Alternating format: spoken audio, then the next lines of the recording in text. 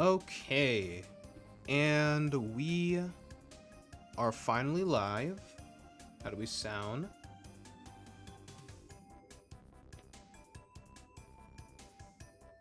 Okay, and we are finally live. How do we sound? All right, we sound great.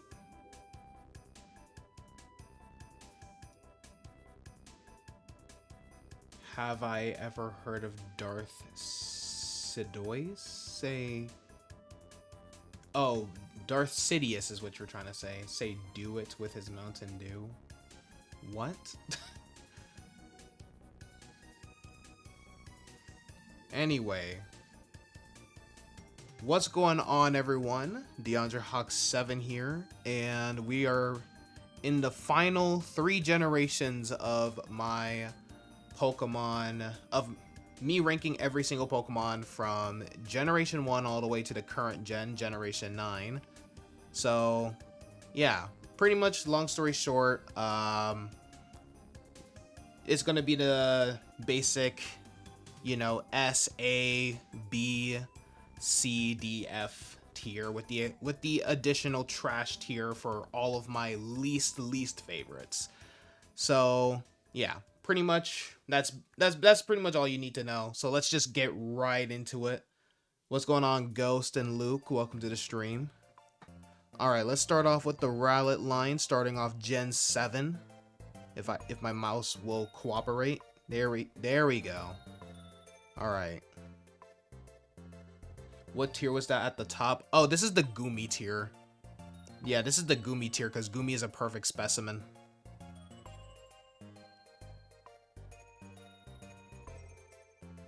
It's not my favorite Pokemon, but he's up there. So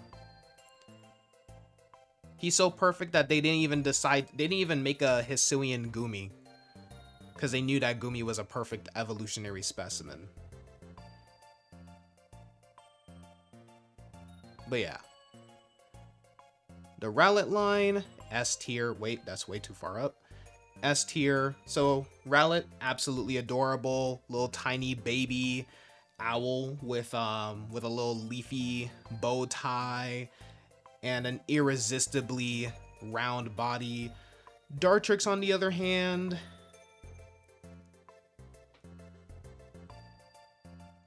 wait, what?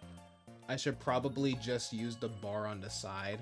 I don't like using the bar, honestly. And plus, since I have my iPad like right next to my Mac, sometimes when I go there, it'll automatically go to my iPad with the universal control.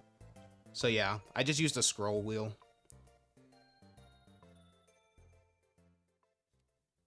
Since the scroll wheel can just, you know. Anyway, going on with Decidueye. Or no, Dartrix. I was talking about Dartrix. So, on the other hand, yeah, Dartrix, it doesn't quite hit the same notes as Rowlet. It's like that preppy, stuffy school kid with the over-gelled hair and a permanent smugness to it. But I respect the intent. Like, I respect what they were doing with Dartrix, but whoops. Hold up. All right. What was I saying? Yeah, I respect what they were going for, but I'm just not a fan. But thankfully, all is forgiven with the Decidueye. Yeah. I mean, it's a hooded ghost archer owl with a Robin Hood vibe, and one of the coolest design concepts ever. From using its wing as a bow to plucking its own feathers for arrows and stuff like that. Every detail is just clever about it. Even the hoodie strings serve as like a bowstring, which is just genius. Like, it's just dorky and cool, you know? It's just dorky and cool, and seeing it selected for Pokken Tournament over the actual wrestler Pokemon of Gen 7 just proves how well Decidueye resonates. Easily my favorite Gen 7 starter and ranks among my all-time favorites. Dartrix has always Dartrix always gave you excuse me, teacher, you forgot the homework.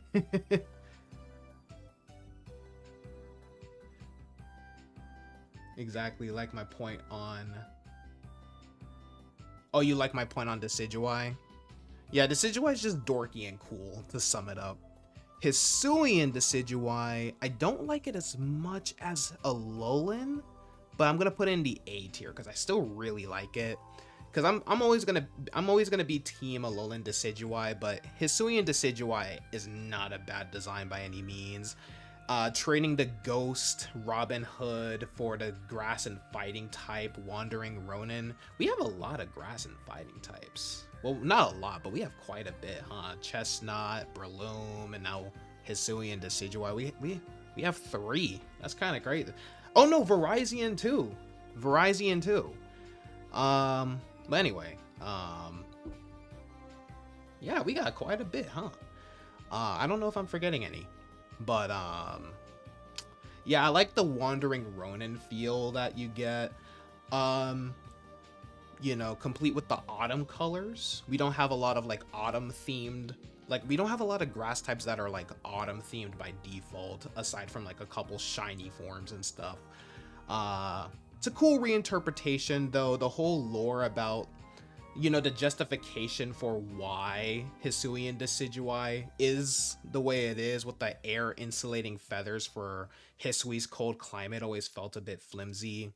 But I do appreciate the lore tie-in to the actual owl deity from the Ainu culture. And yeah, the idea of it being more like physical oriented or hands-on rather than, well, I mean, I know Decidueye is also physical oriented, but you know what I mean. Like it's more like hands-on scrappy rather than Decidueye's more long distance like fighting theme. Although I just wish triple arrows looked a little better in game, because the animation just feels underwhelming. But yeah, well, ultimately I prefer Alolan Decidueye's charm. The Owl Ronin, you know, it has enough style and cultural depth to earn its high placement. Decidueye is more of a silent archer. When they made him more like a fighting bird, you weren't interested. The next Decidueye form is just gonna get a he's just gonna be a gangster. He's gonna be a street thug. All right, Litten. I like you, but they're not like. I like you, but you're not like a favorite. I'm gonna put it in the A tier. Yeah, A tier. Right next to Hisuian Decidueye. I wish you could multi-select all of these instead of doing it one by one. But it's whatever. It's just a slight inconvenience. Alright. A tier. Yeah, they're all gonna go in the A tier. So, yeah, Litten, solid starter. The disinterested, stoic, stylish black and red coloration. I do like the little bit of like instead of just shedding its fur like a regular cat, it literally burns away old fur with its internal fire. So that's a really cool biological detail. Torracat builds on the whole fire cat concept nicely, especially with its little fire organ bell thing. But then came Incineroar, and man, dude, the backlash when Incineroar was first leaked was real, bro. Like I remember, and I remember when wait, what do I mean by what? But yeah, Incineroar, I was in the group that rolled their eyes at yet another bipedal fire starter. But when I actually saw how Incineroar moved in the game and in the anime and stuff, I fell in love with it, man. A wrestling heel with the freaking pelvic fire thrusts and the over the top moves like Darkest Lariat and Malicious Moonsault. Just count me in, bro. Just count me in. The whole fire belt as a flamethrower gimmick is hilarious, and the Pokedex and personality as like a moody, attention-seeking showboater is just perfect. It's one of the rare cases where a humanoid Pokemon actually works for me. Like, they pulled a 180 and made one of my favorite fire types out of a design I initially hated. So, props to Incineroar for that. The Popplio line... Incineroar finna set the hose on fire. The Popplio line... By default, they're my least favorite, but I don't hate them by any means. So, I'm gonna put them in the C tier.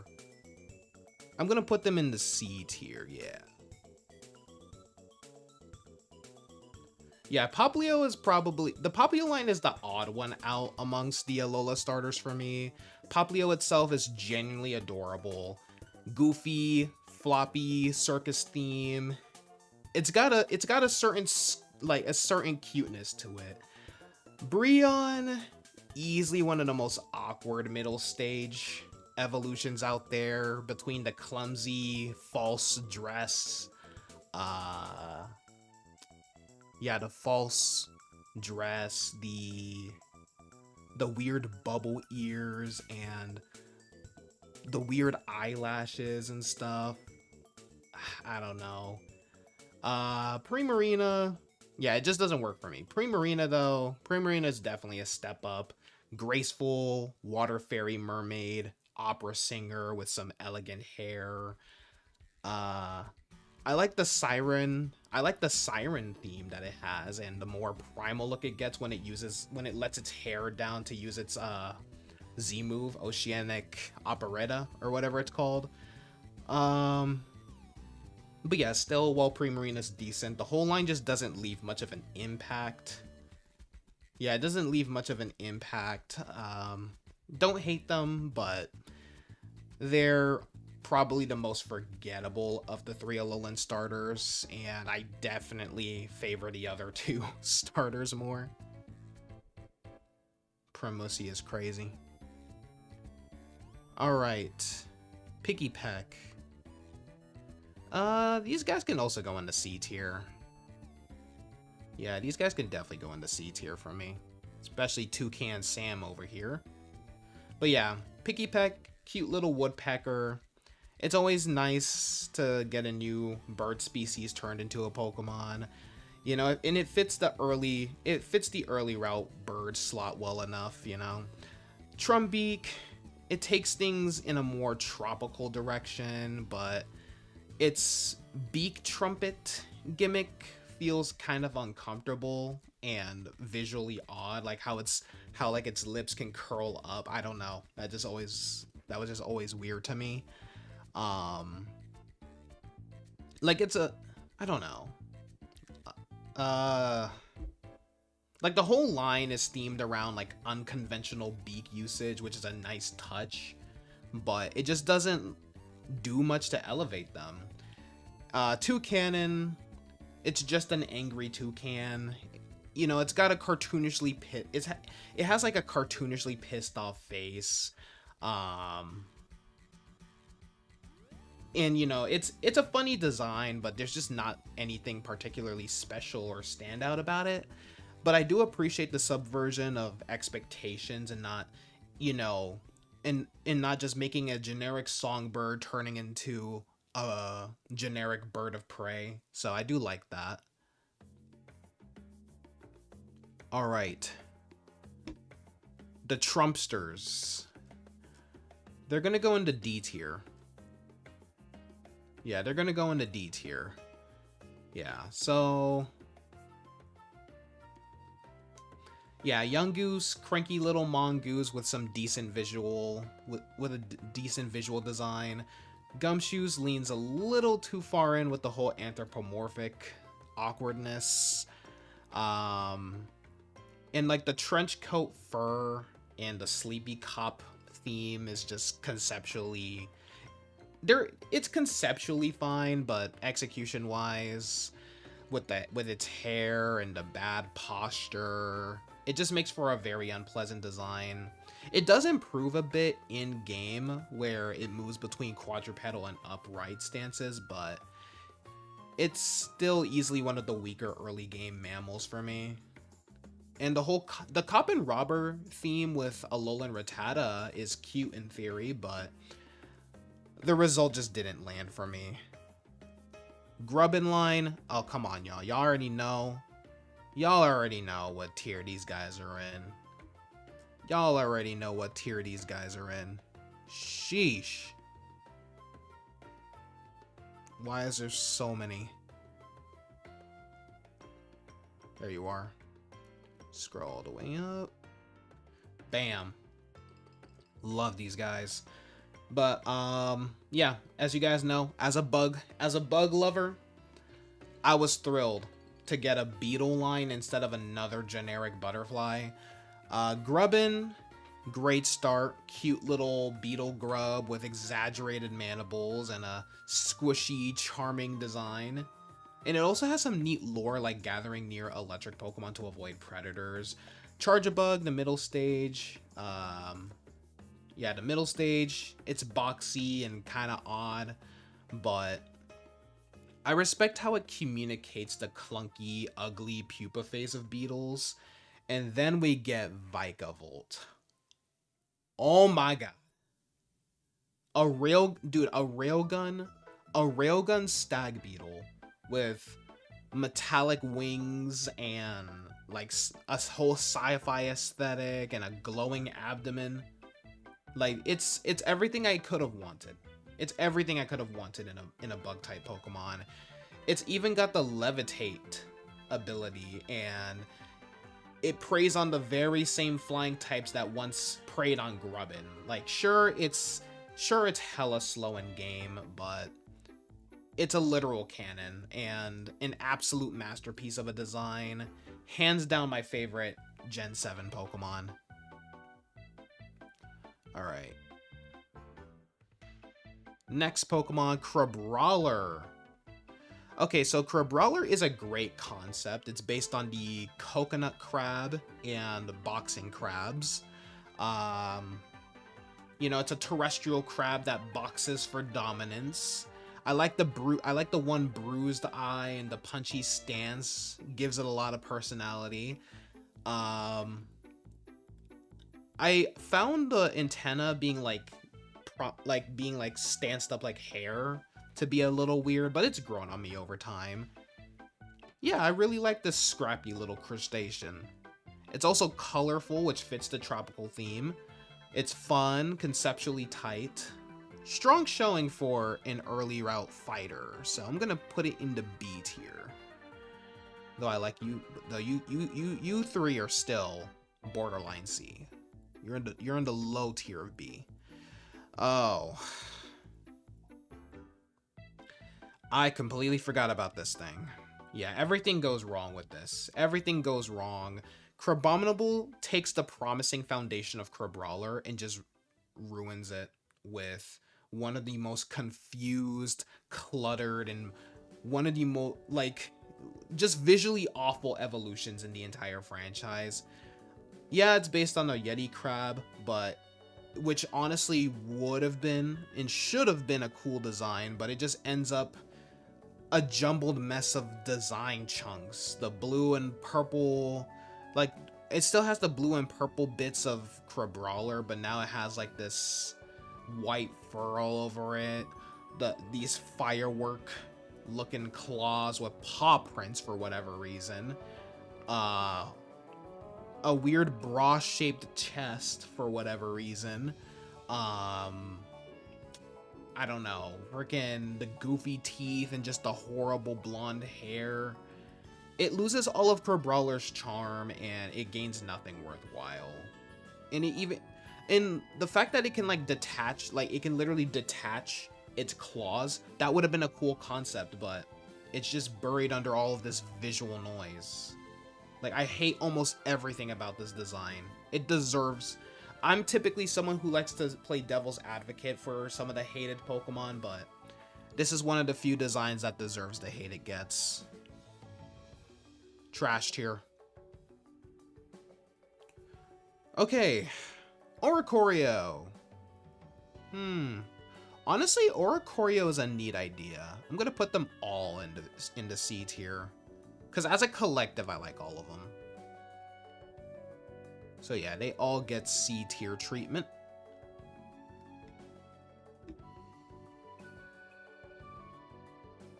So yeah, interesting idea. Pokemon that mimics the whole Hawaiian honey creeper and takes on 4 different dance styles and typings, you know, depending on the island nectar. The form shifting mechanic is pretty cool, and the dance themes give each version a distinct personality. The Baile style is my favorite. Elegant, tropical with the bold red and black color scheme. Pom-pom style, it's a, you know, it's a cheerleader, which is a fun stretch. The Pau style incorporates the hula influences and a nice calm demeanor. And the Sensu style, visually graceful and just makes great use of the color for a ghost type. Yeah, I appreciate the attention to detail in their expressions and themes, even if I don't personally love any of them. Clever concept that works for Alola. Alright, next up... Ooh, another personal favorite of mine from Gen 7. Cutiefly and Rabombi. These guys are going in the S tier.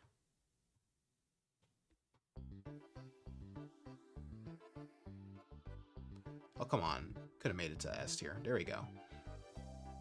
Yeah, when these two were revealed before Sun and Moon's release, I remember thinking, oh, cool, that's obvious. You know, a bug and fairy Pokemon just makes perfect sense given butterflies have strong association with fairies in pop culture. And I'm honestly surprised Gen 6, you know, the region that introduced fairy didn't, you know, do it with something like Flabébé or Vivillon or something. But here in Gen 7, we finally got our first and still only, I believe, bug and fairy Pokemon in Cutiefly. I thought it was cute. Noted its existence, and then moved on. Until I caught one in Ultra Moon. Yeah, Ultra Moon. It was Ultra Moon. Named her Tinkerbell. She started off as more of a placeholder, but she ended up pulling her weight, taking down Kahuna's totem Pokemon, and just growing stronger. She might not be a competitive powerhouse, but definitely stole my heart. The B-Flight inspiration is a great touch. Took Pokemon 7 generations to dip into the, you know, to the Dipteran order, despite all of the obvious choices like houseflies, mosquitoes, gnats, or crane flies. Mexican Tinkerbell is called a taco. It's called Taco Bell. Nah, you capping. Nah, you capping.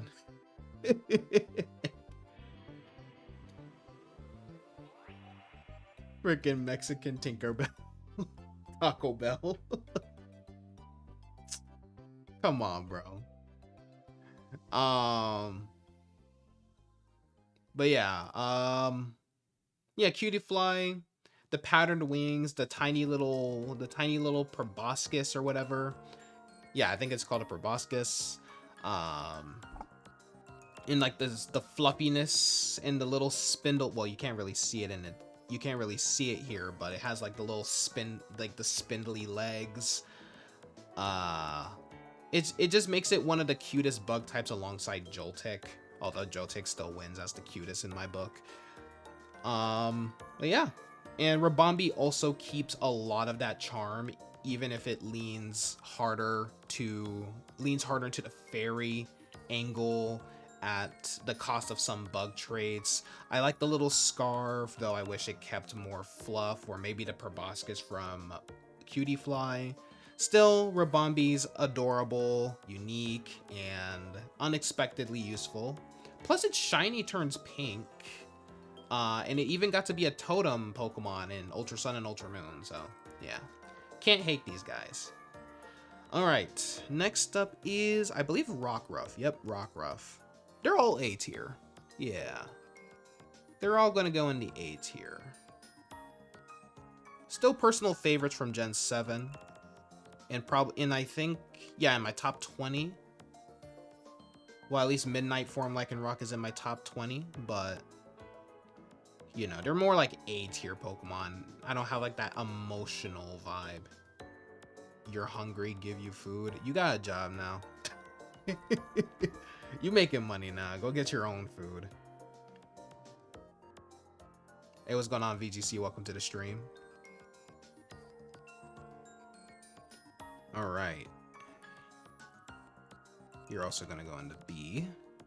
So yeah, Rockruff, cute little puppy. Apparently based on the extinct Hawaiian Poi Dog, though the rock typing feels a bit tacked on outside of the little rock bits on its collar. The idea that Rockruff grows more rebellious as it matures is a fun concept, and the 3 evolution forms are cool concepts too, but they were kind of executed weirdly at first. Midday Lycanroc was only exclusive in Sun, but you know, it's a sleek rock wolf with the awesomely named priority move Accelerock.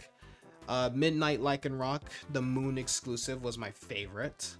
Had a lanky feral werewolf look with glowing eyes and that I don't care if I get hurt counter fighter personality that's grown on me a lot.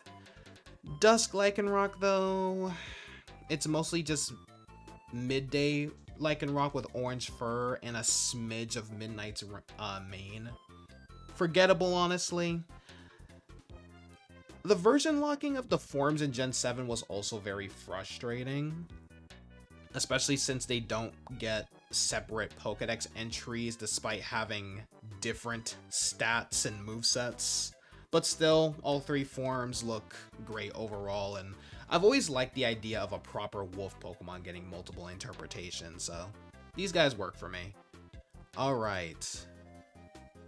You know what, Gen 7 is probably my favorite gen when it comes to Pokemon, because this is another S tier.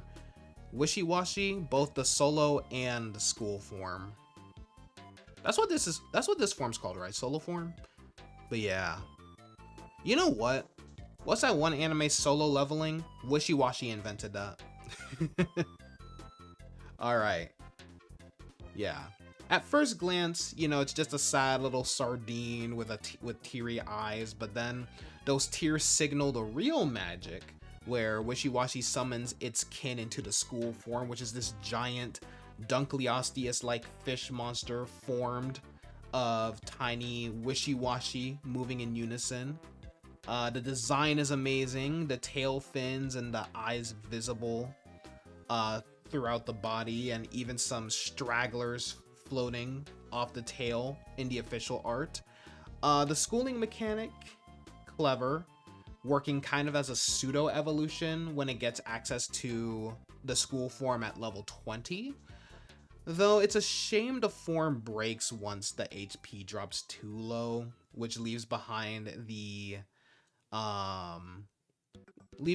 weakest fully evolved Pokemon stat-wise. Still, it's as a concept, it's perfect, directly inspired by real sardine bait balls, and flawlessly integrates into Alola's tropical marine theme. You know, one of the best form change ideas Pokemon has done. Not something stupid like Ash Greninja here. Alright, oh my gosh, they're cooking right now. Another S tier Pokemon. I forgot how much I love Gen 7. So yeah, the Marini and Toxapex, S tier.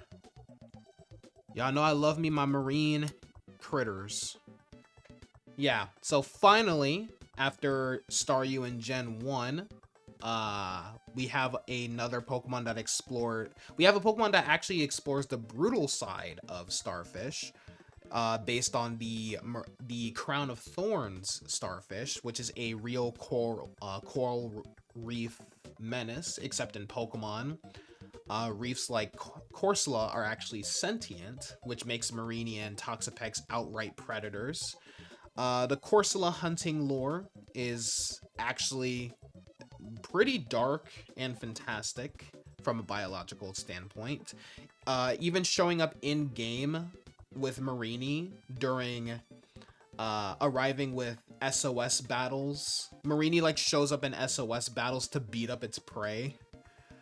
Design wise, Marienie's blobby body, fangy mouth, and the tentacle hair are adorable, yet vicious.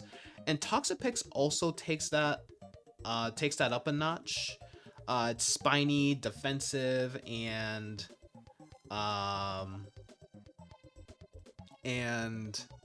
you know, equipped with Baneful Bunker, you know, with its Baneful Bunker move to, you know, punish with poison. Plus its Merciless ability for guaranteed crits on poison foes. I actually really enjoyed that little gimmick too. The anatomy also even lines up with how starfish feed in real life, with how Toxapex's head is placed where a starfish would actually exude their stomachs over its prey.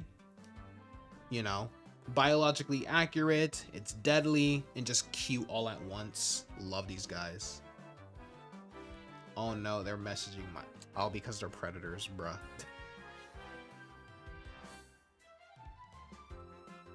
Mudbray and Mudsdale. We got... I guess we can't all have winners. Yeah, they can't all be winners. These guys are gonna be in the C tier. A Donkey and a Clydesdale made of mud. Nothing wrong with keeping it simple, but they just don't grab me the way that the marine and bug designs do. Yeah.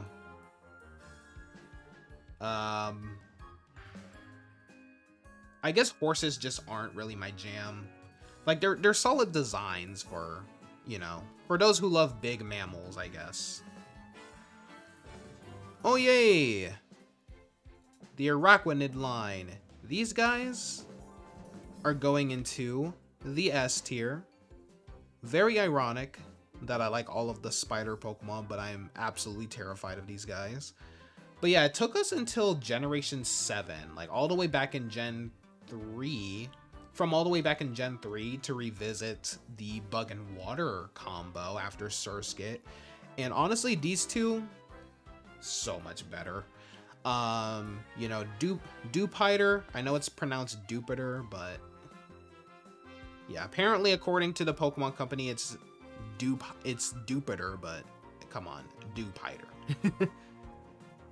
Gonna dip for a bit, gotta get something to eat. All right, no problem. You'll keep the stream running to give watch time. All right, appreciate you, Ghosts. No problem. But yeah, I like that Dupiter flips the Diving Bell Spider's real life behavior of carrying air underwater into an aquatic spider that carries water onto land. Like the bubble-headed tripod body, wonderfully weird, and its predatory bludgeon attacks are a nice touch. Araquanid evolves into an alien-looking predator with wraparound eyes, long spider legs, and a head encased in its bubble. And I like that the Pokedex can't decide if it's benevolent or murderous, but I love both interpretations. The water bubble ability is ridiculously good too, boosting water moves, preventing burns, and cutting fire damage. In-game, it even replaced Totem, Wishy-Washy in Ultra Sun and Ultra Moon. Just a fantastic concept in execution. Fomantis and Lurantis, I think, are next. Indeed, they are. A tier.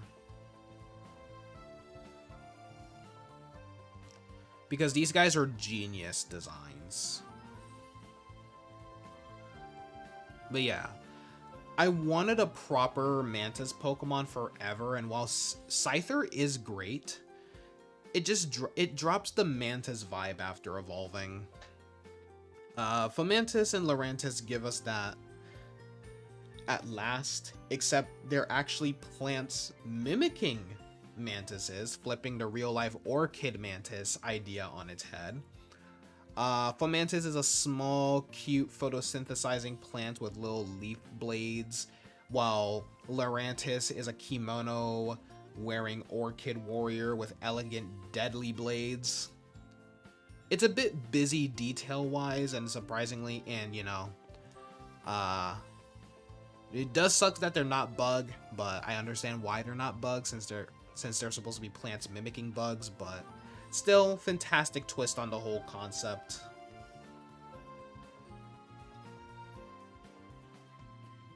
Morlul and Shiinotic are going in the A tier.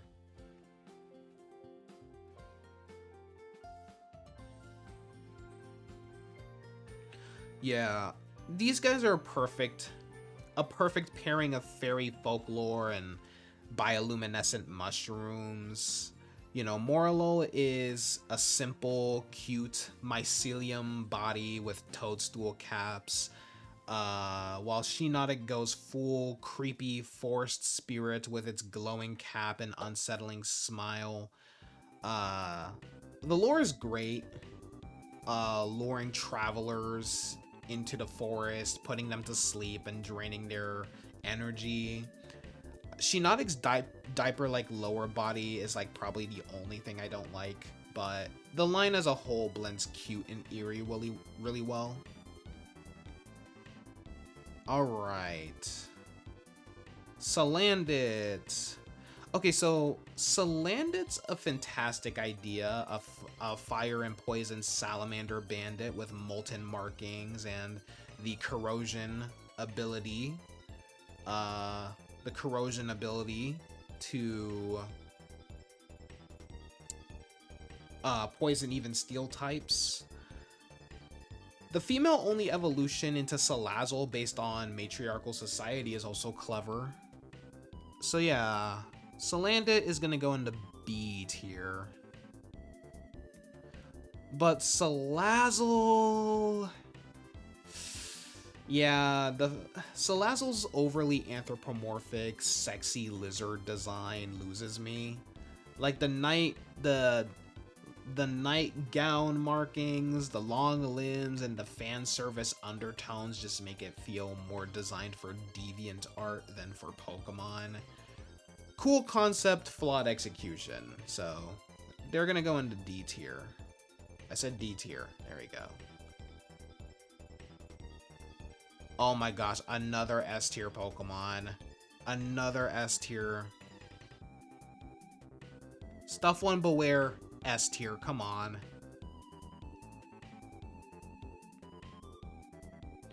Yeah, Stuffle, pure plush toy perfection, complete with a price tag on its butt and low wobbly legged animations. Then Beware takes that cuteness and makes it terrifying. It's affectionate hugs, literally breaking spines. The contrast between its teddy bear look and deadly strength is genius, and the fluffy ability is a great mechanical tie-in. In-game and in the anime, Beware is just comedic gold and a genuine threat. The Boundsweet line. They're gonna all go in the C tier. Yeah. Yeah, they're gonna go into C tier. I know Crispy will be disheartened, but yeah. Yeah, C is a positive tier, so. C is more of like the neutral. But yeah, Boundsweet, you know, they're all based on the tropical mangosteen fruit. Yeah, this line goes from adorable little berry to just humanoid plant queen. Bounsweet's happy grin hides the dark Pokedex entries about it being hunted and eaten. Steenie's cute, and yeah, Steenie's very cute, and I like that it weaponizes its sepals like little nunchucks.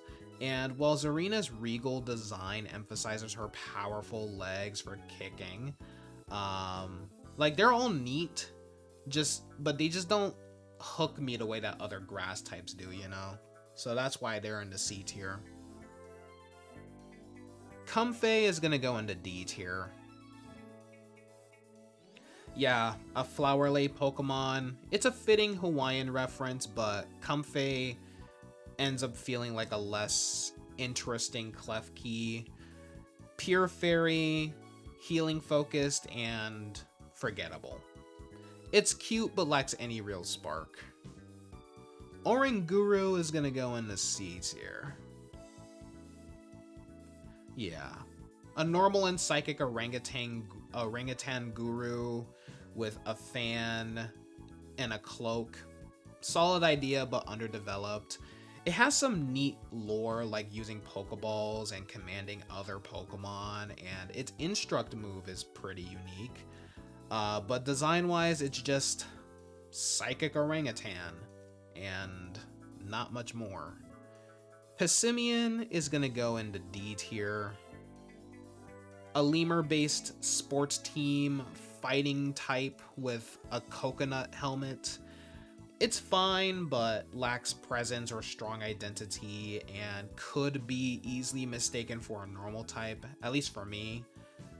Forgettable overall. And now we're back to S tier category. Oh my goodness. Like I said, Gen 7 cooked when they dropped these designs, man.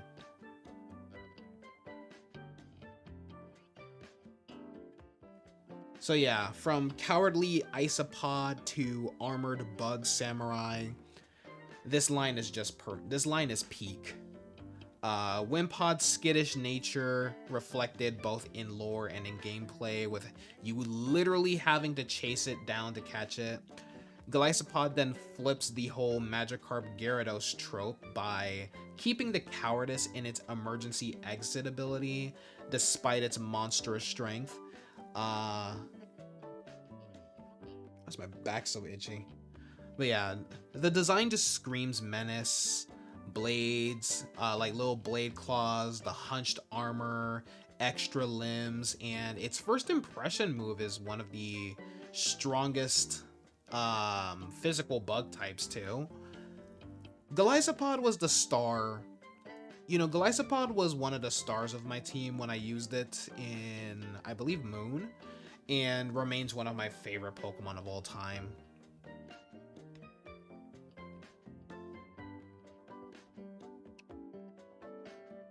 Another S tier. Like I said, I think Gen 7 is just my favorite gen. I think Gen 7 is just my favorite gen when it comes to the designs, man. So many S tiers. Dude, I haven't seen this many S tiers from a single generation since... Oh wait, that's A. I haven't seen this many S tier since Gen 1. Yeah. Gen 1 and 5 had the most. But yeah, Gen 7, I think Gen 7 is literally my favorite gen based on how many favorites I have from this. But yeah, anyway, enough yapping. So yeah, I initially thought, neat, when I saw Sandygast, completely missing that it was not just ground, it was ground and ghost, but learning that it was a haunted pile of sand born from a child's sand mound possessed by grudges of the dead instantly made it way cooler. The hollow mouth through the entire body is just sinister. Anyone who sticks their hand inside gets possessed and compelled to pile more sand onto it. Its evolution into Palisand takes the concept full castle with towers, windows, and a little spinning shovel antenna, and an eerie undulating animation in the game.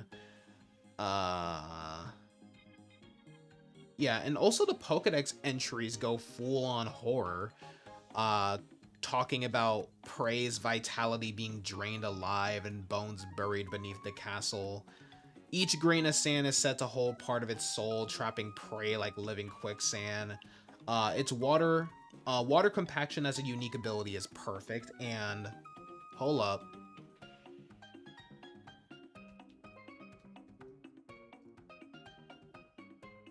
Sandagast shiny. Yeah, buddy. Yeah, the shinies too? Dude, top tier shinies, man. The shinies black sand coloration referencing real Hawaiian beaches with the what's it called? With the volcanic sand. It's so yeah, it's so cool, bro. But overall, a ghost sandcastle is just such a weird, wacky, and totally unique concept. This is, dude, Alola had some peak designs, man. Alola had some peak designs. Alright, who's next? Oh, my boy Pyukumuku Dukubuku. That's his full government name, by the way. Pyukumuku, Duku is his middle name, and Buku is his last name. Yep, Pyukumuku Dukubuku. I actually really like him. B tier. Yeah, a cute black and pink sea cucumber with a star-shaped mouth, which knowing what I know about sea cucumbers is probably actually its anus. And a perpetually unimpressed face. Its whole deal is ultra defense and annoying survivability with the innards out ability, literally weaponizing its organs after fainting.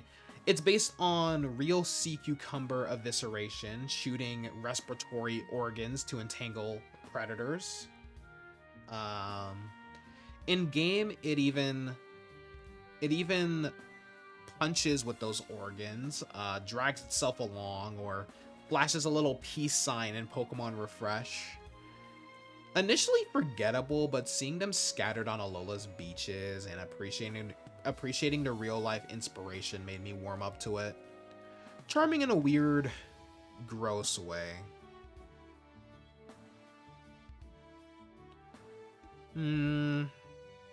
Type Null and Silvally. I'm gonna put them in the C tier, but they're borderline B tier, so... They're borderline B tier. I'll put them borderline B. Yeah. So, yeah, they're marketed as quote-unquote legendary, but they've never really felt like true legendaries to me. More like engineered story Pokemon akin to Mewtwo. Type Null is a chimera mashup of parts restrained by a mask to control its rage, built by the Aether Foundation to hunt Ultra Beasts. Gladion freeing one gives it narrative weight, but gameplay-wise, it's just a normal type with a neat backstory. Silvally's evolution, which is literally just Type Null removing its mask, funny enough. It also grants the Arceus system ability to change types like Arceus, fitting its lore as an Arceus imitation.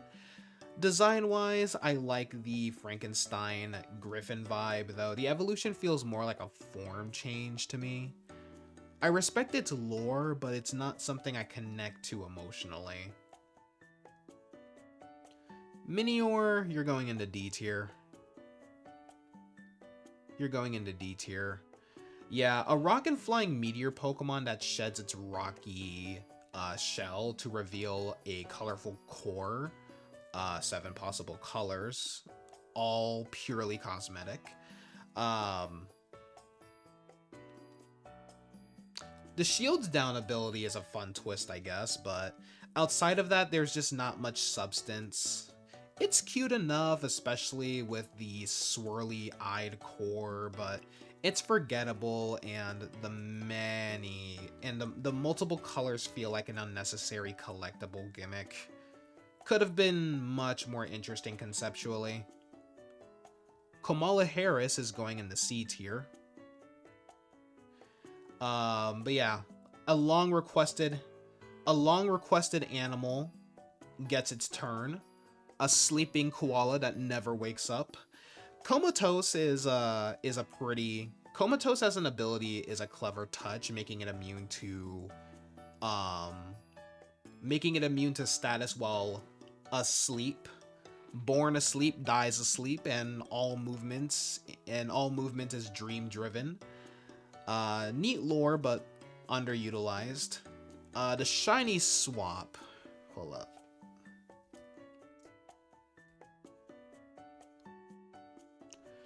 Shiny Komala. Yeah, it's like a simple... Yeah, literally the shiny Komala just having its... the shiny swap to a pink log is amusing, but overall, while more memorable than some pure normal animals, it's still fairly basic. Turtonator, B tier. Yeah, B tier. At first glance, an ugly mata turtle, until I realized it was a fire and dragon type with a volcanic landmine shell. I also realized how rare, with how common you would think, with how well fire goes with dragon, I'm actually surprised that we only have 3, including a Turtonator, with the previous 2 being Reshiram, a legendary, and Mega Charizard X, which is a Mega Evolution. And I honestly think the concept of Turtonator is fun. It fights facing its spiky, its back toward enemies, triggering explosive shell trap counters. The ambush the ambush predator concept or the aspect carries over from the real turtle, and the explosive twist fits perfectly. Its jagged shell edges and the flattened head silhouette make it distinctive. Grew on me a lot over time. Alright. Togedemaru. This is another D tier. Although you're way more interesting than these 2 idiots. But yeah, one of the weaker Pikachu clones. Still one of the weaker Pikachu clones. Electric and Steel without much steel in its design. It's just a round rodent with occasional spikes. Slightly more interesting than Dedenne or +1 Minun due to the spikes. Due to the spine gimmick, but still bland. The anime gave it some charm, but as a design it feels like minimal effort. Mimikyu is another S tier design. Like I said, Gen 7 is just one of my favorite gens. I know based on this list, people would think that Gen 1 is my favorite gen. I promise y'all, Gen 7 is where it's at. Gen 7 is where it's at when it comes to my favorite designs. But yeah, the anti-Pikachu clone, Ghost and Fairy.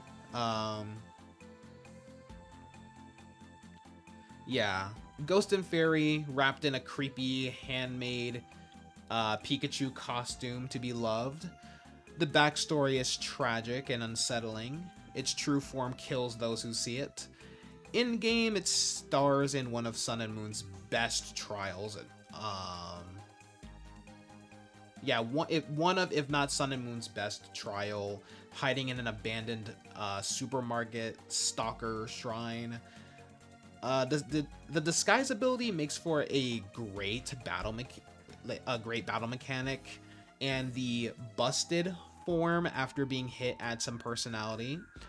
The media portrayals lean into both its loneliness and its horror, making it both sympathetic and terrifying. The design is simple but loaded with personality, and it's easily one of Gen 7's standout Pokemon.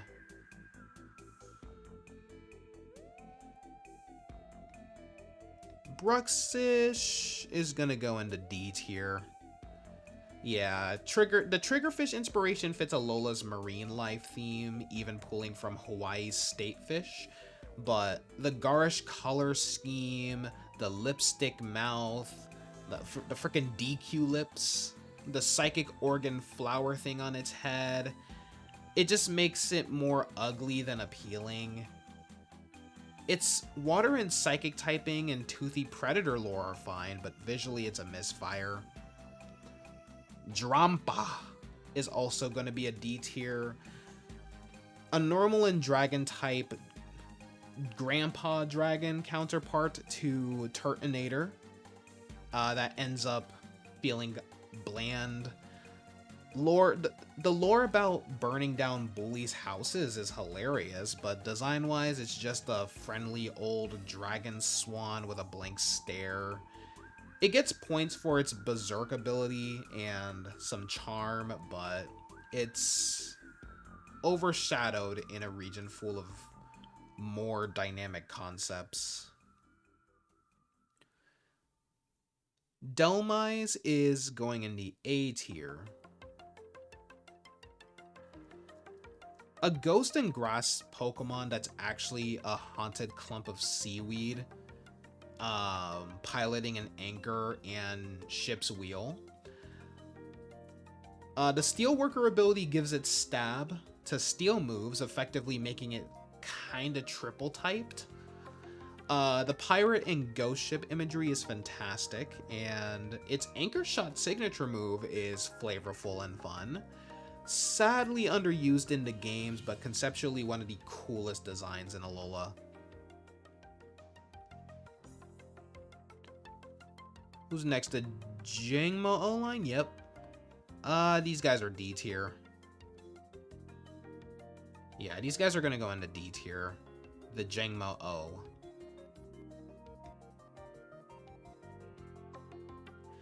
So yeah, a pure dragon baby with scale armor lore tied to ancient Alolan warriors, evolving into a fighting and dragon typed lizard with noisy battle cries. The warrior armor motif is solid, but the designs are cluttered, especially on Hakama-O and Kama-O. I don't hate them, but they're not my style. And the gameplay impact was underwhelming. With Totem, the Totem Kama-O went down to my Primarina back in Pokemon Sun just using Moonblast on it. Or whatever it used. I think it used Moonblast. Yeah, I think I used Moonblast on it and it went down in one hit. I appreciate the uniqueness compared to other cool dragons, but they don't stick with me. Alright, now we're to the legendaries. Yeah, Jen? Damn. What, an hour in? Yeah, like an hour in and we're already at the legendaries. We're okay, some neat progress, honestly. Alright, Tapu Koko is going to go in the C tier. The first of Alola's guardian deities and probably the most immediately recognizable Tapu.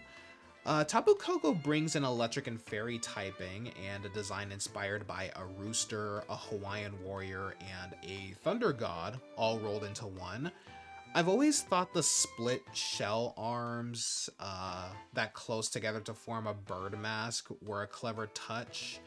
It gives it this dramatic arms folded stance when idle and then opens up to fight. Tapu Koko's personality in the lore is one of mischief and capriciousness, you know, swooping in to aid or interfere with humans and Pokemon on a whim.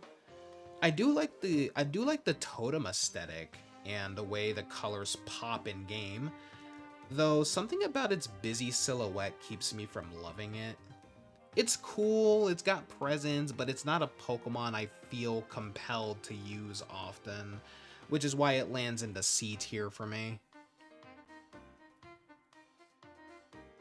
Tapu Lele I'm gonna put in the B tier. Yeah, the guardian of Akala Island. Tapu Lele, psychic and fairy Pokemon with a dainty, almost doll-like design that makes something a little, that masks something a little sinister. The pink and black color scheme combined with its floating totem eggshell make it look like a cute island spirit, but when you read the lore, you know, it heals people in Pokemon with its scales, but those same scales can cause intense conflict and violence. That duality makes it a lot more interesting to me, and I appreciate when a fairy type has some type of edge to it. Like, they're not all just kind, sweet little babies. Like, some of them are actually vicious, magical creatures. But yeah, the design feels lighter and cleaner than some of the other Tapus, and the balance between elegance and danger puts it above average in my book, even if it's still not a personal favorite. Your internet is mucked. What happened? Did the Wi-Fi just go out or whatever?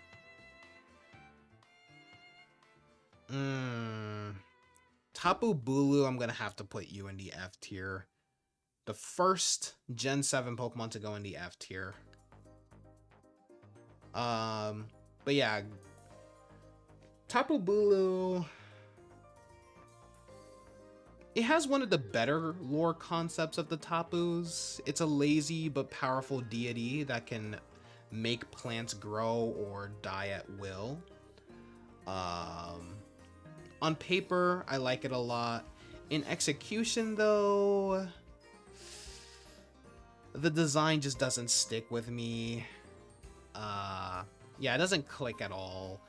The proportions are strange. The horns look almost glued on, and it ends up looking awkward rather than imposing.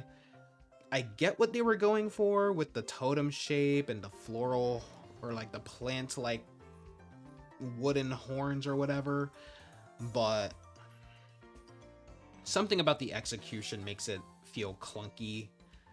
The lore saves it from being totally forgettable, but design-wise, this one's a miss, so it sits firmly in the S tier. It's crashy. Man, I feel that, man. My internet has just been going. Yeah, I thought it was, my internet hasn't been the best, although I haven't had any disconnections today, so hopefully it's calmed down now. You thought when you saw Tapu Bulu, it was a fire type with its orange top. I guess I could see where you could come to that conclusion. Alright, Tapu Fini. You're going into C tier along with Tapu Koko, the last of the Guardian Quartet and the most elegant of the group. Tapu Fini's water and fairy typing is paired with a beautiful purple and blue color scheme and a design inspired by mermaids and clamshells. I like the way its totem shell opens to reveal a serene, almost statuesque figure inside. Its lore paints it as a more aloof protector, you know, surrounding itself in mist to test those who seek its aid, which is a neat personality twist compared to the others. While I think it's lovely to look at and has a cohesive, you know, it has a cohesive aesthetic, it doesn't inspire much, yeah, it doesn't, I don't know, it doesn't inspire much excitement for me in battle, so it settles into a comfortable but unremarkable C tier spot. Why is God of all beavers in the D tier? Because I don't hate, well, I don't hate them, they're just not remarkable designs to me. Like, there's nothing interesting about Bidoof and B-Barrel. Alright. Cosmog and Cosmoem. Honestly, D tier. These two are D tier at least.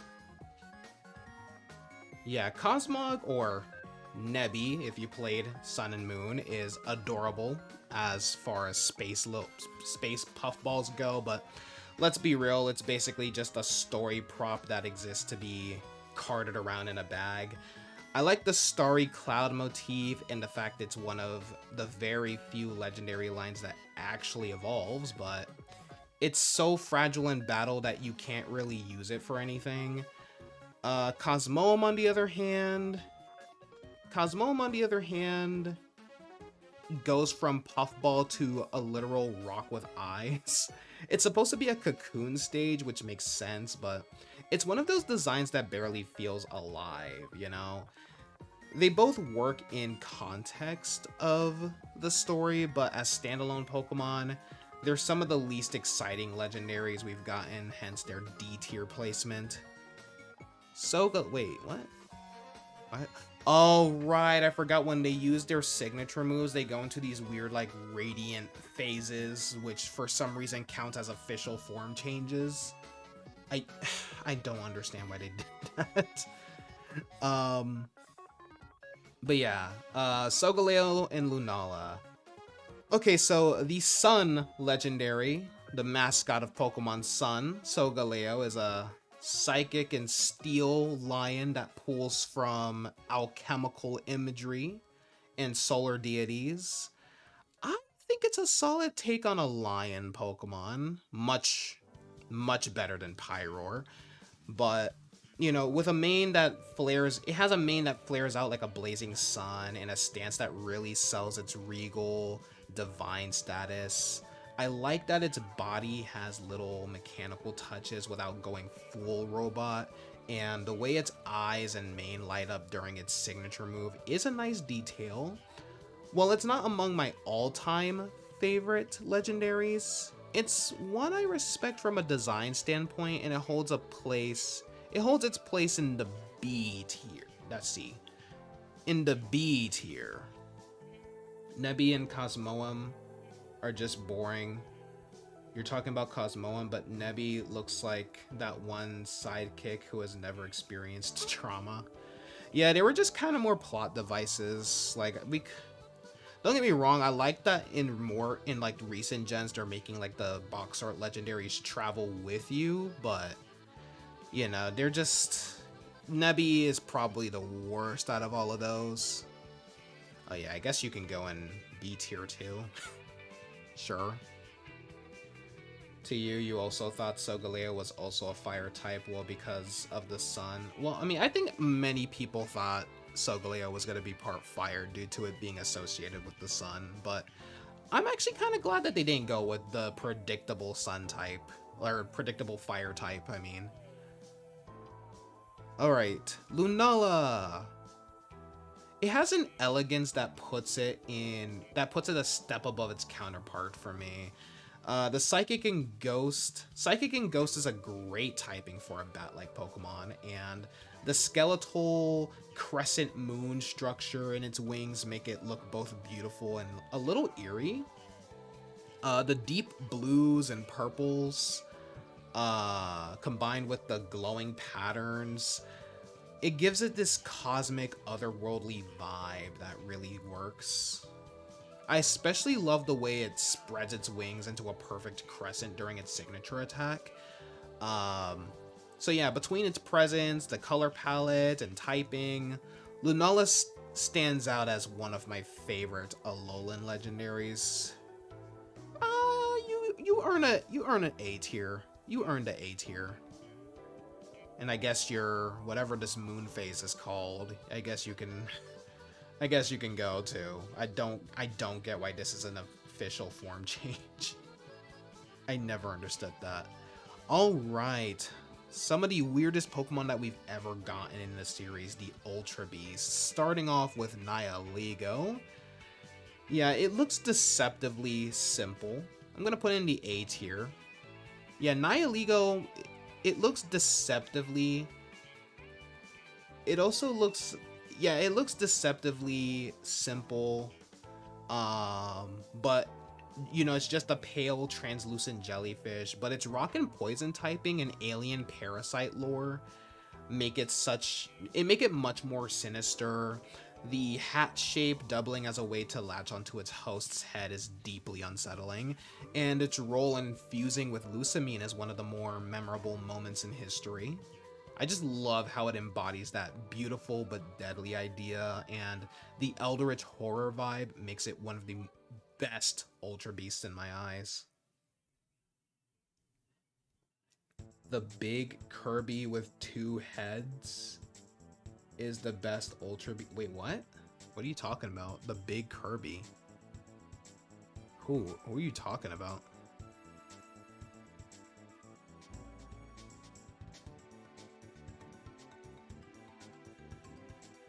Alright. Buzzwole.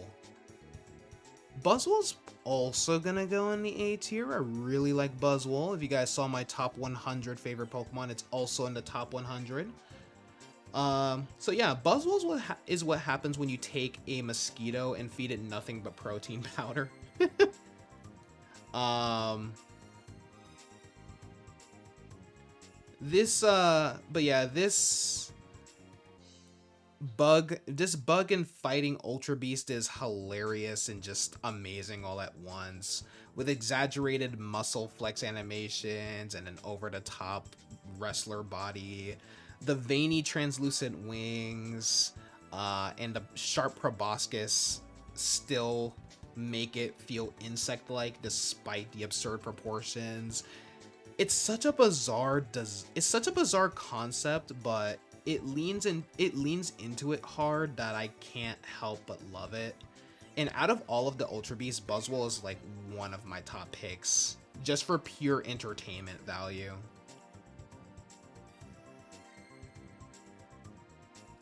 Oh, you're talking about because Guzzlord eats everything. I was confused. I was like, none of these really look like Kirby. I was like, what are you talking about?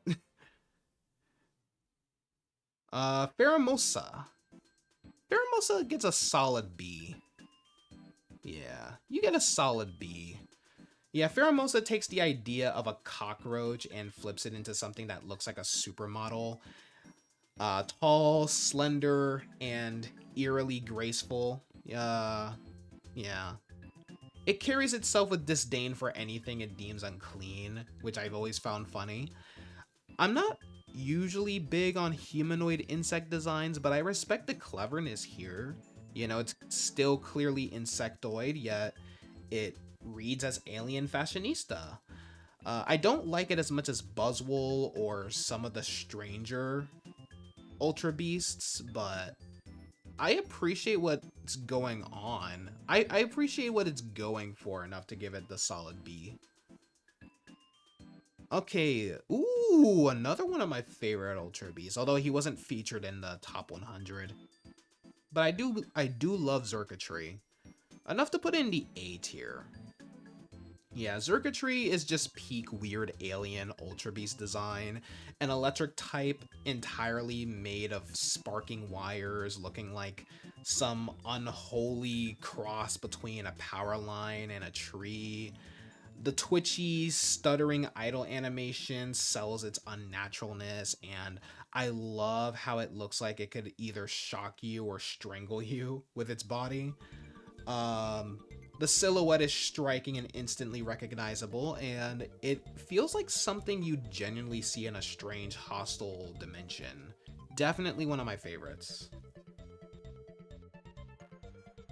Alright. Your new Christmas tree, indeed. Also, Xurkitree, Circuitry, clever. Celesteela is going in the C tier. Steel and Flying, it's a Steel and Flying type, and it's inspired by both bamboo shoots and the tale of Princess Kaguya. It's massive, majestic, Has rocket boosters for arms, and that lets it launch like a little spacecraft. Well, I wouldn't say little. It's like I think it's the tallest Ultra Beast. Conceptually, it's incredible, and I love that it's one of the heavier Pokemon in existence. The reason it sits in C tier, though, is that the design feels a bit too cluttered for my tastes. There's a lot going on visually, and while it works in motion, in still images like this, it can look busy. Still, I respect the creativity here. Nihilego, Jellyfish Waifu, would let it hint. That's insane.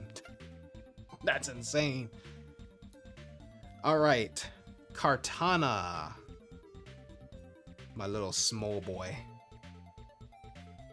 My samurai. You get a B tier. Yeah, I think it's gonna go into B tier. A steel and grass origami swordsman. Kartana, you know, being the smallest Ultra Beast, but also one of the deadliest with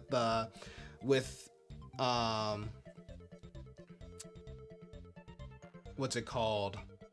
With like sky high attack stats and paper thin defenses to match its theme. Clever. I love that its whole body is just folded paper. And the way it moves like a living katana is perfect. Simple idea, executed cleanly, and that's always worth points in my book. Guzzlord, probably my least favorite of all the Ultra Beasts. I'm gonna put it in the D tier. Yeah, I'm gonna put it in the D tier. A darkened dragon Ultra Beast that's basically a walking stomach with limbs. Definitely a memorable concept. Devouring everything in its path, leaving nothing behind. Yeah, leaving nothing behind. The little hazard stripe on its body, like the whole orange thing's supposed to be like a hazard stripe or whatever. Yeah, the hazard patterning, it's a clever touch, but the design just feels overly busy and awkward with too many spikes and teeth competing for attention. I enjoyed a kaiju-like concept, but ultimately it's one of my least favorite Ultra Beasts, if not my least favorite Ultra Beast.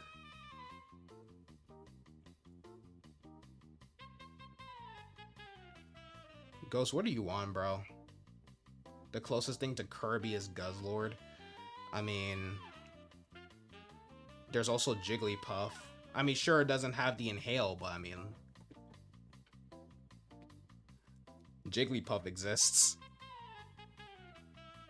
Shiny is fantastic though. Yeah, okay, yeah. Shiny, if this was a tier list for Shinies, S tier. A or S tier for sure. Probably S tier. But like regular design, overly clunky. Like way too many details for the sake of details. Okay, Necrozma.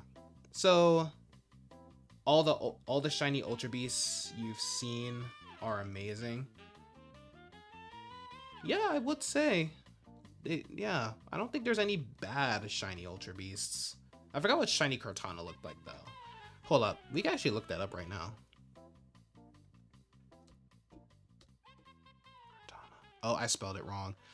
Oh, I think this one is like the worst one, actually. Yeah, that one's the worst one, honestly. But yeah. Necrozma, at least the base form. So yeah, Necrozma. I like that it's like a little psychic type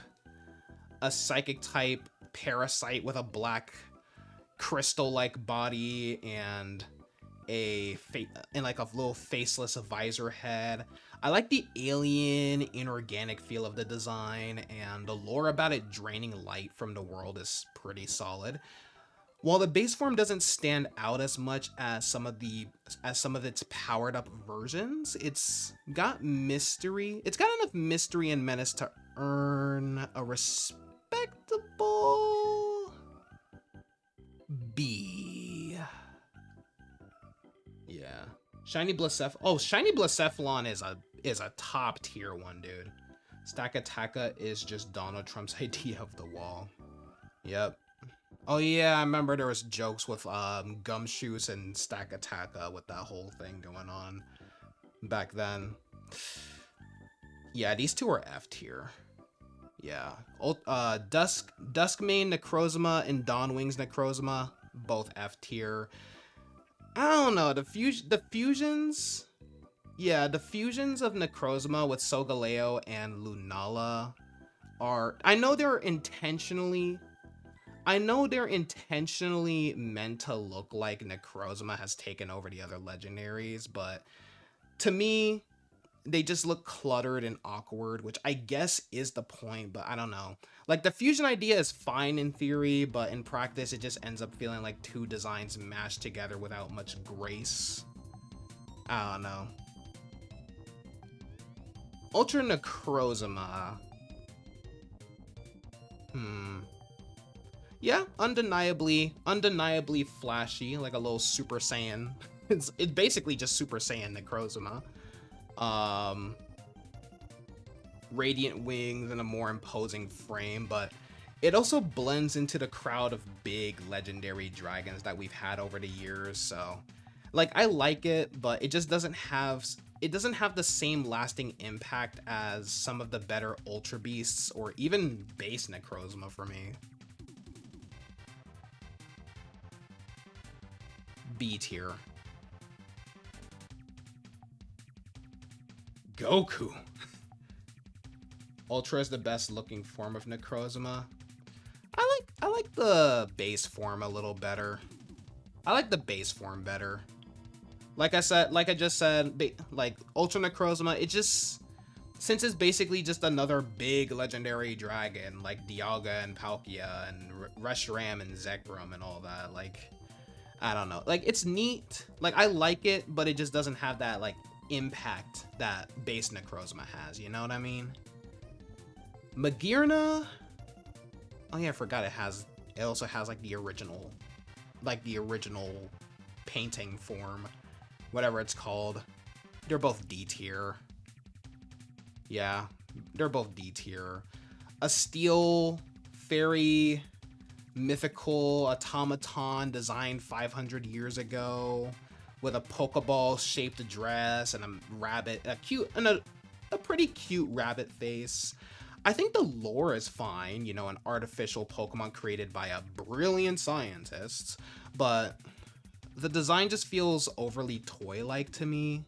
It's not bad, just not memorable in the grand scheme of things. Of course, I knew you were going to say something about frickin' Magearna Ghost. Frickin' Robussy. Guys, what are we gonna do? We can't beat Ultra Necrozma. Hey, it's me, Goku. I heard you're pretty strong. Alright, Marshadow is also gonna go into D tier. Yeah, Marshadow is also gonna go into D tier for me. It's a neat idea, you know, a ghost and fighting mythical inspired by Hawaiian night marchers with a shadowy, shy demeanor. And the way it copies opponents with I believe it's called Spectral Thief, its signature move. That's pretty clever, but I never felt particularly drawn to it, even with its Zenith form. It's just one of the more forgettable mythicals for me. Like, I genuinely forget this thing exists. You were writing a joke but had to stop because of that less than dog shit take. Look, I just always forget Marshadow. Like, it's one of the more forgettable mythicals, man. Alright. Let's see. Poiple.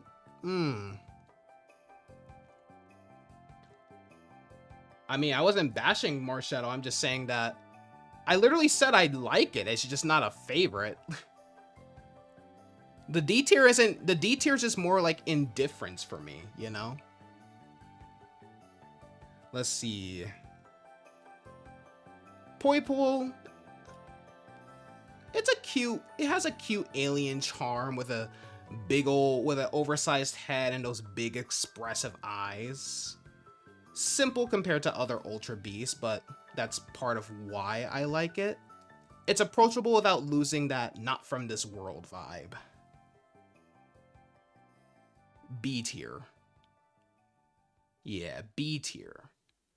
The evolved form, Naganadel, it takes that cuteness and turns it into a sleek poison and dragon wasp hybrid.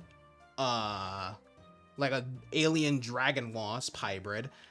I love the draconic wings, the insectoid stinger tail, and the visor-like eyes. Easily my favorite Ultra Beast of all time. It looks dangerous, it feels alien, and it's genuinely fun to use. If I can find S tier. There you go. There you go. But yeah, Gen 7 has been my favorite so far, and I just realized we're not done yet because we have like... Yeah, we still have a couple more Pokemon left. Alright. Stakataka. You're D tier. Nope. No, I like you way better than these two. But yeah, Stakataka, it literally just a stack of living stone eyes, forming a walking fortress. The concept is funny, and in motion it's definitely more impressive, but overall it's not a design I'm particularly fond of. It's neat for what it is, but I rarely think about it outside the Ultra Beast lineup, so. What is this Looney Tunes music? It's actually a Kirby OST. I've been in a Kirby mood this week. Blacephalon is gonna go in the C tier. Yeah. It's a fire and ghost type party clown with a detachable head that it throws like a bomb. I like the weird flamboyant energy it brings, and the design is colorful without being too chaotic. It's fun, but it doesn't crack the upper ranks for me. Zeraora, D tier. Yeah, D tier. Yeah, an electric mythical that looks like a humanoid lightning cat. It also has like it has a sleek athletic design, but feels more like a Sonic OC. Yeah, it feels more like a Sonic OC, like someone's Sonic OC rather than a Pokemon to me. It's not bad by any means, but it just lacks the distinct personality or lore hooks that many other mythicals stand out. I don't even know why it's mythical. Oh boy. Two of my favorite Pokemon. Probably, well, no, not even probably. They are my favorite steel types. Who the hell is Sonichu? What?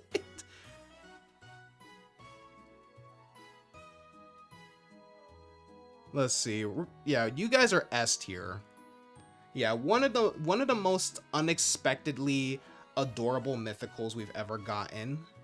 A tiny liquid metal creature with a hex nut for a head and a floating bead eye. The concept is just so simple yet so perfect, and also I believe Ken Sugimori or whoever designed it, they said that they wanted the Pokemon to feel like it existed way back in Generation 1, which they completely nailed, because I could definitely imagine Meltan and Melmetal existing back in Gen 1. I love the lore about it eating metal and just merging together, and the expressive animation sells it even more. And then when a bunch of Meltan fuse, you get my boy Melmetal, this towering steel type with massive piston-like arms and a nut-shaped head. and it does trade some of Meltan's cuteness for sheer presence, and its double Iron Bash signature move is just perfect for its design. I think it's one of the best mythical evolutions we've ever had. Well, it's the only mythical evolution we've ever had, but still. Gigantamax Melmetal, that's A tier. Yeah, I'm gonna put in the A tier. It turns Melmetal into an even bigger juggernaut with gigantic rotating nut fists, ready to smash anything in its way. I do miss the head. I do miss seeing the head more clearly, but it gets a bit lost under the hood of its upper body. But the overall vibe is fantastic. It's still a design I enjoy a lot, even if it doesn't surpass the base Melmetal for me. It's a deep rabbit hole. Sonichu was some creature that was a half breed.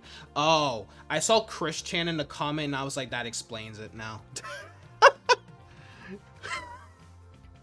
I saw Chris Chan and I was like, that's all I needed to know. That is all I needed to know. Alright, so before we do Gen 8, I am going to go use the bathroom real quick and then we'll get started. Gen 8 is probably my least favorite gen out of all of them. So there is going to be, although there are some S tier design concepts in this gen, a lot of them are probably going to go like C or D tier. I don't know if there's any trash tier designs though. I doubt it. But yeah, BRB y'all.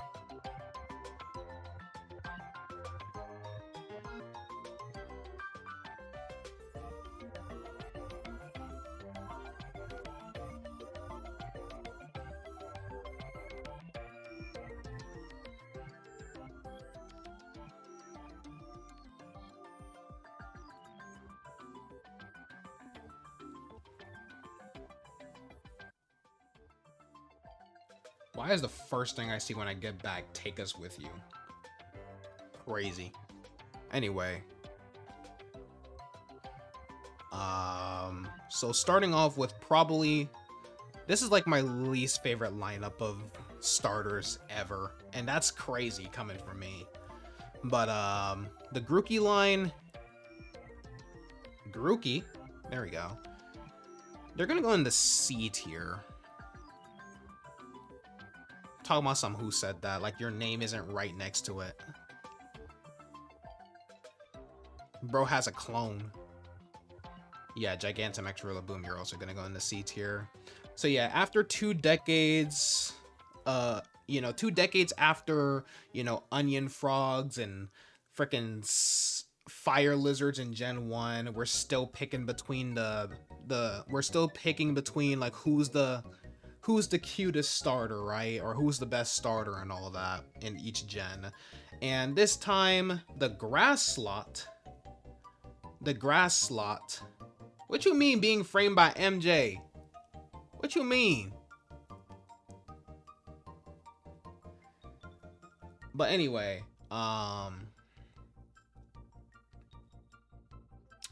yeah, this time the grass slot is the little drummer monkey, Grookey. It's just a cartoon monkey on paper, but the stick as a top knot, the tapping on rocks to make grass grow, and the whole drummer vibe gives it enough personality to stick. Thwacky is the classic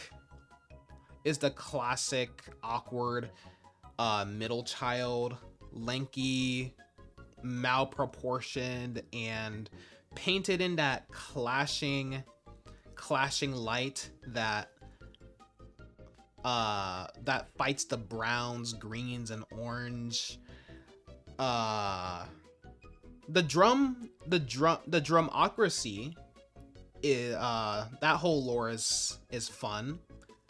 Especially with the whole bit in its Pokedex entry where apparently it gets too into the beat that it ends up beating the freaking corpse of its enemies.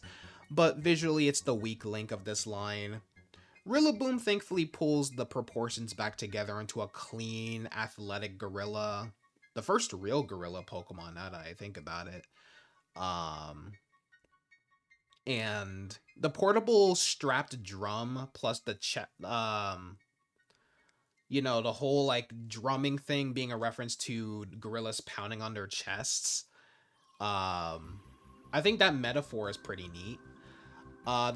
The Britpop musician starter theme is kind of a shrug from me, but the line just lands fine overall. G-Max Rillaboom upgrades the stump into a full kit with symbols and vine hair sticks, which is very cool. And I actually really like the whole, I like the theme behind the Galarian starters Gigantamax forms, where the accessories grow but the body stays kind of normal. And the more I look at this one, the more it works. It's MJ's fault. His he powers are too strong. Alright. Scorbunny and Raboot are gonna go into B tier. Yeah, Scorbunny and Raboot are gonna go into B tier. B or C? No, B. I like them. Yeah, Scorbunny, when I first saw Scorbunny, I was like, ugh, this thing. But it's okay. It's actually but I warmed up to it during the lead up to Sword and Shield. I was like, okay, it's actually pretty adorable. You know, once I saw it move, and especially in the anime and stuff like that. I like the pitter patter. I like the pitter patter run, the heat pad bandages it has to charge. What's it called? You know, to charge up its, to charge by like the bandages that it has to charge by sprinting, and like its kick animations are fun. It's simple, very marketable, and honestly that's fine. Raboot's one-note emo teen in a hoodie shouldn't work, but the body fur tracksuit, hands and pocket swagger, and the droopy ears selling attitude I ended up enjoying. And then Cinderace happened. Cinderace tossed everything. Everything that I liked about, yeah, everything charming about Score Bunny and Raboot for me. It stops reading as a rabbit and just becomes a generic anime soccer guy in a bunny costume, basically. Don't get me wrong, its kicking animations are animated well, sure, but the silhouette and palette feel bland and overly anthro in the least interesting way. Easily my least favorite Galar final, F tier. Gmax helps though. I'm gonna put this one into D tier though. But yeah, Gmax Cinderace helps though. The giant living fireball familiar is gimmicky, but you know, finally fun. Like a rabbit, like a rabbit rider atop a living soccer ball. Still not good, but at least not boring. Alright. Sobble. He's overtaking your mind too. Don't let him get to you. Resist resist the he. He is crazy. What's wrong with the he? Sobble, I'm gonna put in the S tier. Where's S? Here we go. S tier. Yeah, Sobble was love at first sight. When I saw its invisible little head pop up in the first trailers for Sword and Shield. It's a crybaby chameleon, the crybaby chameleon theme, the weaponized tears that apparently have the chemical compound of 100 onions, and a color change cloak that makes its biology feel oddly plausible. It's the one starter line. It's the one starter line here that hit me in the heart. Drizzile and Inteleon are B tier. Yeah. You guys are B tier.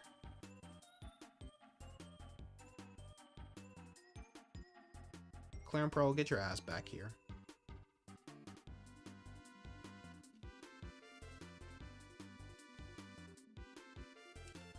They should put MJ in the next Pokemon game. That would be a cool reference though, like a character that references Michael Jackson somehow. Well, yeah. What can I say about Drizzile? Guys, we need to figure out the mystery of why these Pokemon are mega evolving all on their own. Ow! So Drizzile blindsided me in game as a standalone. It's cool. The punk mascara, the purple teal accents, and the moisture palm, the water balloons make for a clever trapster teen phase. Just not the direction I expected from Sobble.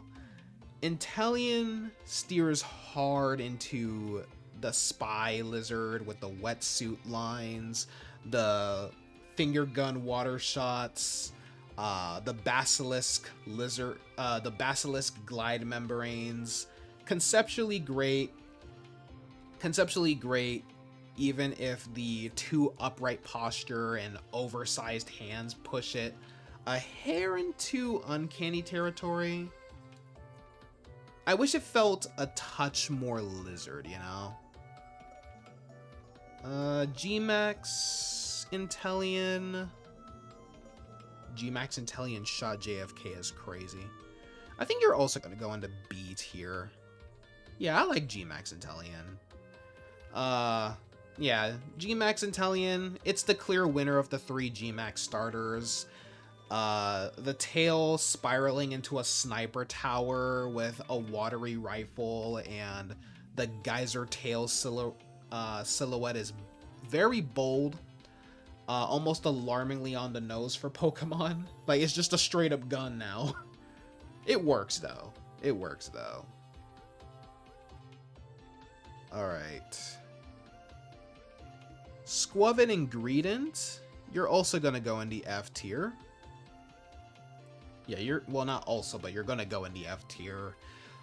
Yeah, so early root mammal time, and they're just squirrels.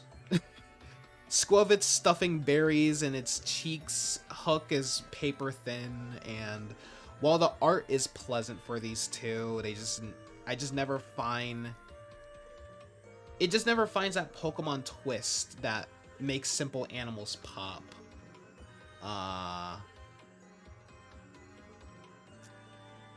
Ingredients. The greedy tail stash gag adds a smidge of flavor, but the pair remain inoffensive and forgettable. Two designs I'll likely blank on in a generation or two. But yeah. So next up is the Rookidee line. S tier. Yeah. All of them are S tier. Best regional bird in my opinion.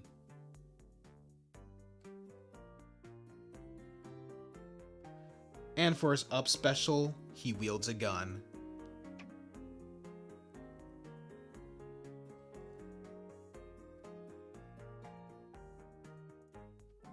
Alright. So yeah, this is the first ever regional bird I actually kept all the way to the end of the game. Rookidee nails the tiny but scrappy theme. It's also pure flying for once. I guess they got tired of the whole just having normal and flying BS. Has a great blue and yellow contrast. And those angry, I like that the white circles under its eyes are supposed to be like, actual like eye markings, while the red dot is its real eye. So I think that's pretty cool. Corvisquire grows into like a sharper raven silhouette and starts thinking with the whole starts thinking with tools is a nice midpoint.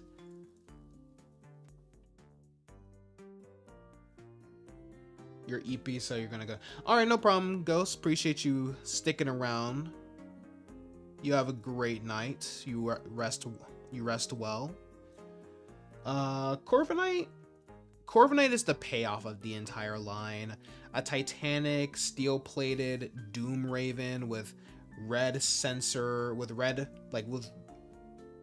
these like sharp red eyes that rules Galar skies and hauls taxis. And seeing its true size in the game sells the meaning. Meaning is like 7-foot tall bird. Dynamax and Gmax gripes aside, you know, locking Gmax behind raids. You know, before the DLC at least, locking Gmax behind raids undercut the bond with your Pokemon. But yeah, my gripes with that aside, the Gmax form adds slick red feathers and the blade birds, these little autonomous feather drones that feel like Gundam funnels. Mechanically minor, but visually rad. The entire line is the only regional bird set I've ever loved enough to, you know, use throughout my entire game. Easy S. The Blitbug line.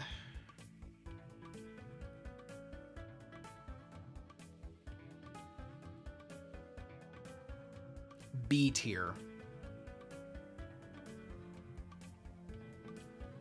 They're all B tier.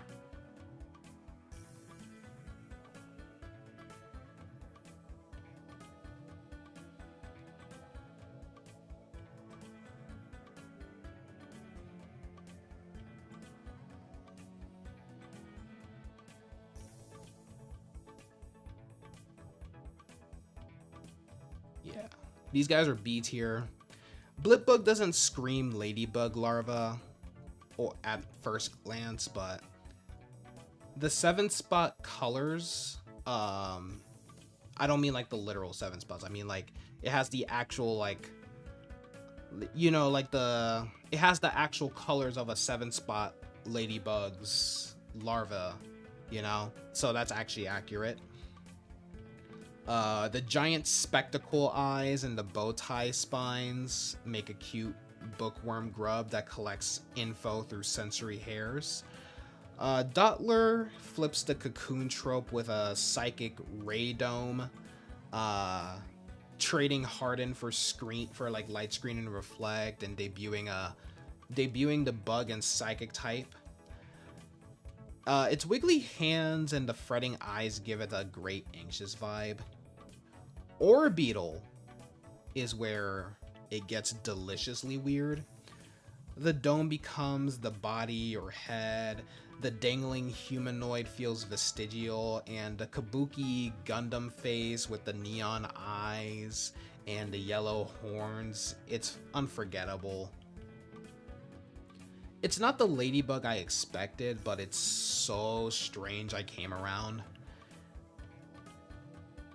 G-Max leans into UFO territory, landing pad nubs, concentric spot circuits, and mind control in its vicinity lore. One of my favorite G-Max glow-ups.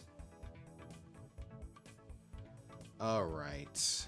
Next up is Nicodin Thievel.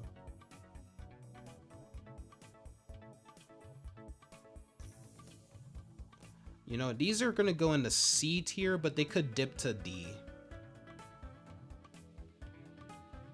Like, if you catch me on a bad day, I might reduce points. We always get a sly dark type mammal, and this duo does it with style.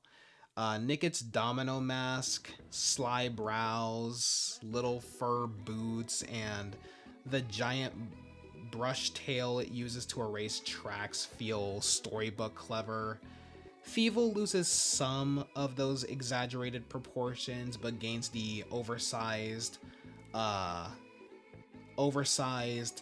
thief mask and a Lupin style mustache on, you know, has like a Lupin style mustache, plus the marking targets by scent trick and the whole Fox versus Hound rivalry with Boltund.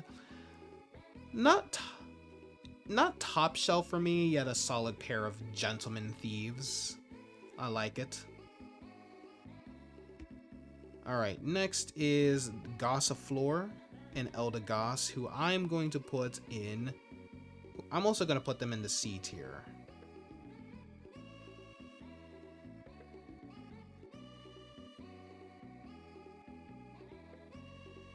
Yeah, so cute pure grass windflower sprites that feel pleasant but safe. I actually prefer Gossifleur's teardrop fairy silhouette and petal hair. It's fresh even if the lore is thin. Eldegoss's big cotton head drifting haplessly in the wind explains the lack of a flying typing, and the warm, slightly sunburnt greens are nice, but the sepal forehead gash face shape is odd. We've seen Cotton Puff before with Jumpluff and Whimsicott, yet the color mix keeps them likable enough for a middle of the pack C. Wooloo and Dubwool, D tier. Excuse me. Yeah, D tier. Wooloo was day one darling for many. I never fully caught the fever. It's a very cute circle sheep, and the rolling, spiraling movement, plus the herding gym puzzle, is adorable, but it's still just a cartoon sheep. Dubwool adds Jacob sheep accuracy, 2 forward, 2 back horns is a cool real world nod, and springy wool lore, the springy wool lore it has, I wish showed up in fashion options.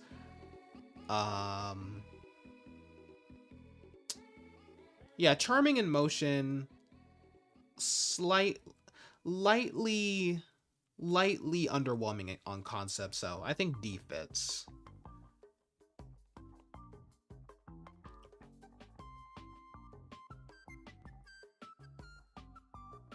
Choodle, I'm gonna put these guys in the C. Yeah, I'm gonna put you in the C tier. Yeah, Choodle's face is baffling until its mouth opens. The mono, what's it called? Shoot, what's it called? The mono tooth brat energy at least gives it personality. Dreadnought though, I guess with it in its Gigantamax form, I'll put in the B tier. Yeah, I'll put these guys in the Gigantamax, or in the B tier. So yeah.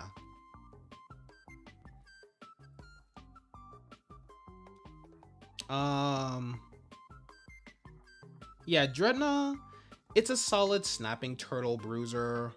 Water and rock. It's water and rock type. It has a clever horn, heavy beak emphasis, and a rugged shell. I just wish those orange jaw joints looked less toy Ghibli. Game Freak clearly likes it. Overworld presence, Nessa's ace, and it looks great as a stompy tokusatsu kaiju. G-Max stands it upright with a shell as jaw silhouette, and the red smoke halo feels tacked on, but the bipedal suit monster vibe is fun. Also, Rock Slide raid nightmares from this thing, doing raids with this thing. Alright, Yamper and Boltund. So, Yamper is a good boy. Yamper is a good boy. It nails everything people love about corgis. Squat loaf body. It has the heart butt marking, and it also has these olive ear patches and the perfect doofy puppy face. Its ability Ball Fetch might be useless in battle, but it's top tier Pokemon. It literally brings your missed Pokeball back. The Pokedex pegs it as a greedy treat goblin and herding helper. The Wooloo minigame is great. And honestly, that personality is irresistible. S tier, easy.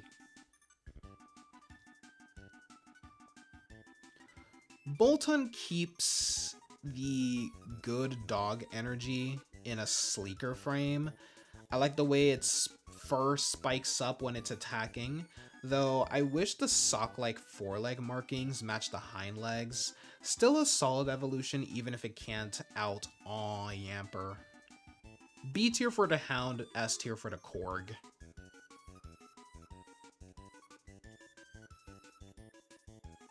Alright, the Roly-Coly line. The Roly-Coly line are all C tier for me. Yeah, these are all C tier for me.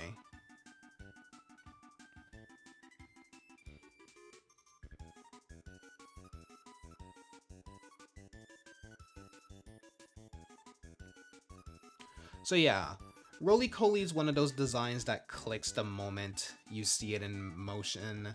A sooty pebble with a single miner's wheel, puttering around like a tiny unicycle. That little kinetic gag, and the "it's coal, not just rock" detail pulls it out of forgettable territory. Carcoal looks ridiculous on paper. Minecart full of coal with a rock lizard face and fold-up legs, but in-game it's surprisingly charming, zipping around the tracks and selling the Objectmon vibe. Steam Engine is a cute on-theme ability too. Colossal is good. Is a cool, stumpy kaiju furnace with asymmetrical shoulders and tar cannons.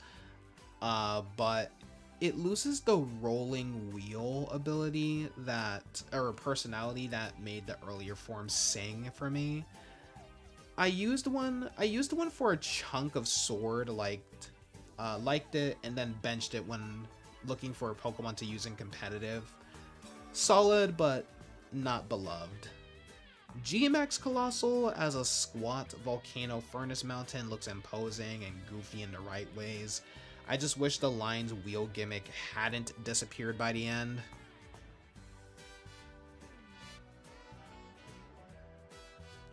Ooh! We're finally at... We're by Applin already? I forgot that Gen 8 is also a short gen. But yeah, a dragon that's literally a worm living in an apple is exactly the kind of oddball that wins me over. The reveal that the apple face is just patterning while the real little worm pokes out with eye stalks and is adorable, and the grass and dragon typing is delightfully perverse. I'd almost prefer it as pure grass to sell the hiding from birds angle harder, but I love being able to like just have like whenever I'm talking about friends who've never played Pokemon, I love being able to point at Applin and also Gumi and just go, yep, that's a dragon. You know what? Hold up. You get your own tier 2. Add a row above. Apple. Oh yeah, let me also... Yep. You know what? It's just gonna be the apple emoji. Apple tier.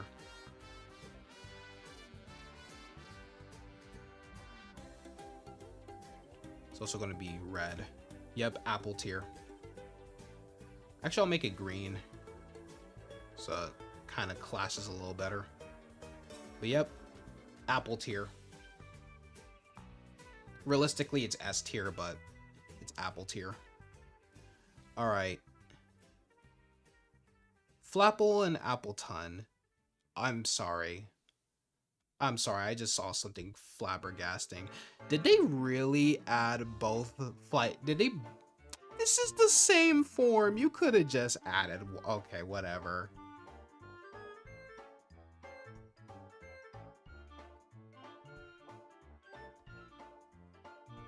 Okay. So, Flapple, it keeps the worm and apple identity intact, and kit bashes Peel.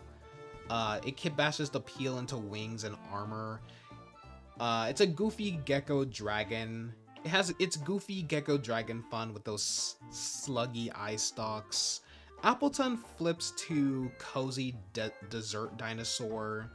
The pie crust back is silly in the best way, and the ear flaps actually being drooped eye stalks give it more expression than I thought. Both Gmax into the same giant Applin, which feels lazy. It works thematically, overriding their divergence with raw Gmax energy, but I just wish the forms had distinct twists. But overall, charming ideas. Yeah, charming ideas, middle of the pack execution. Silicobra and Sandaconda.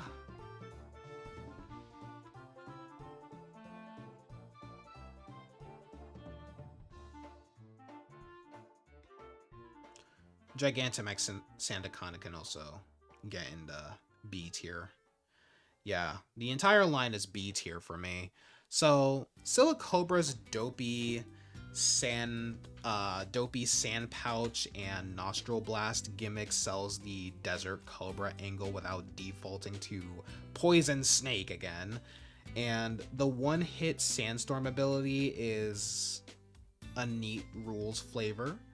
Sandaconda's A cornucopia coil with a tired little head poking out is so awkward, it loops back to endearing, especially with the gets sad if it runs out of sand detail. G-Max Sandaconda turning into a literal snake NATO is how you do a size up. The collar becomes a roaring storm, and the silhouette finally feels mythic. It's not they're not favorites, but very tidy concept line. Cramorant is going in the D tier.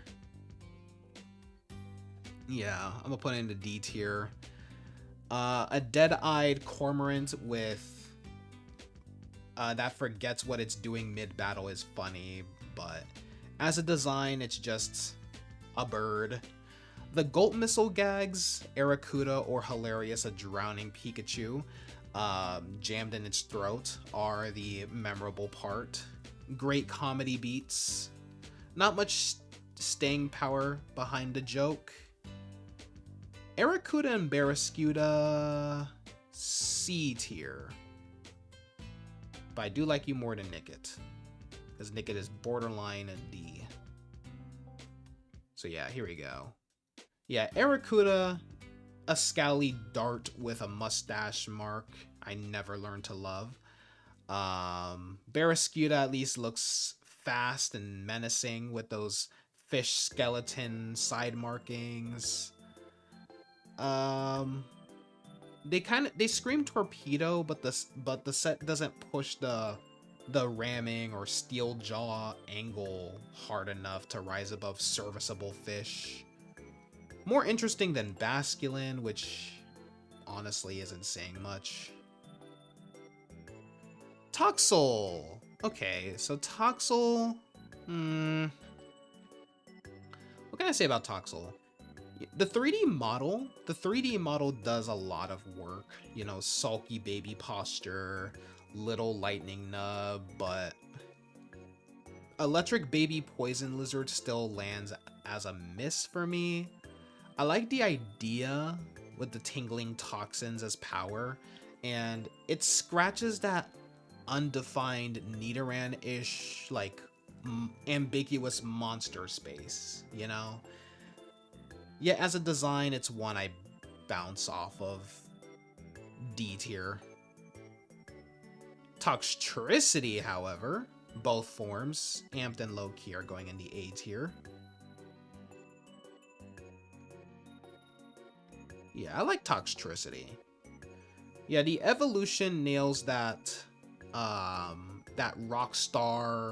lizard vibe, lanky gecko posture, the mohawks, the ripped jean markings, the chest nodules that double as guitar strings, the nature-based forms with amped versus low-key.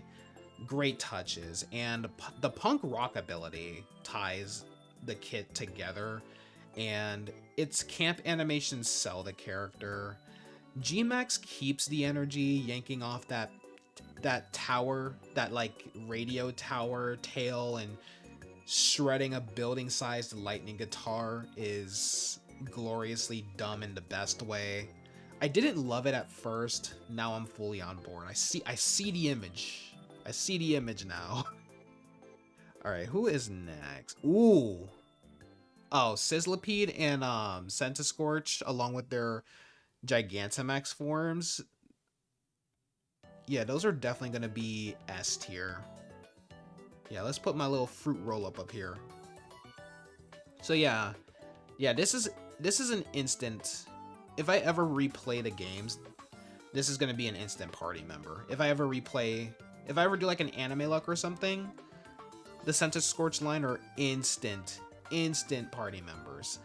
Sizzlipede's heated coil belly, the flaming mustache, which is just repurposed Forcepules, and the Rappin' Cook hunting note are all killer details.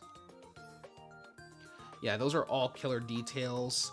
It's simple, but magnetic. Centiskorch stretches the threat and doubles down on imagery. The Burning X crest, the side fangs, the whip body brutality.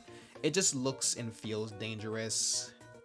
G-Max lengthens it into a skyscraper flame serpent, and the zigzag radiator attack pose is pure spectacle. One of my personal Gen 8 faves.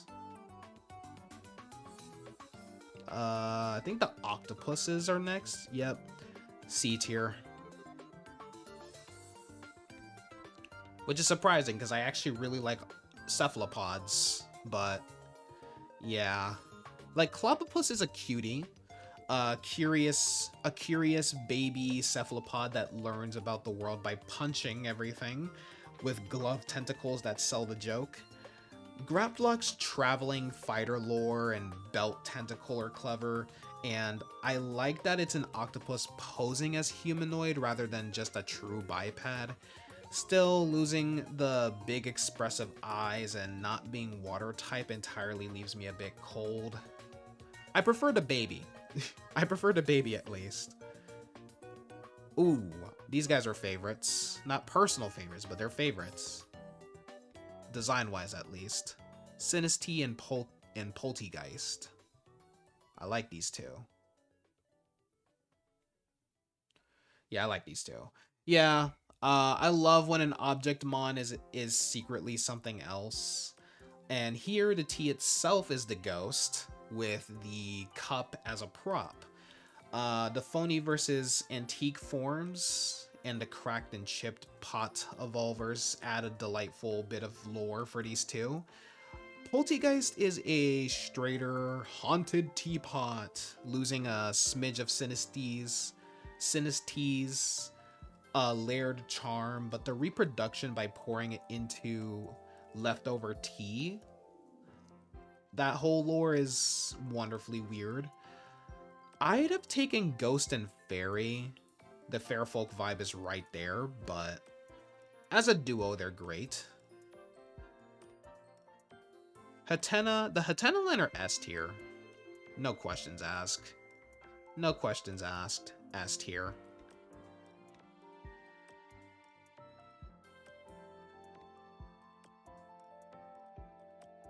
Yeah.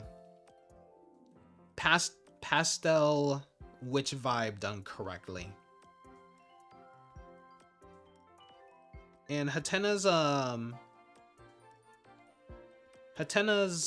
emotion sensor sweetness curdles into what's it called? It curdles into Hatchram's silence or get bonked meme menace, like the whole menace meme with Hatchram,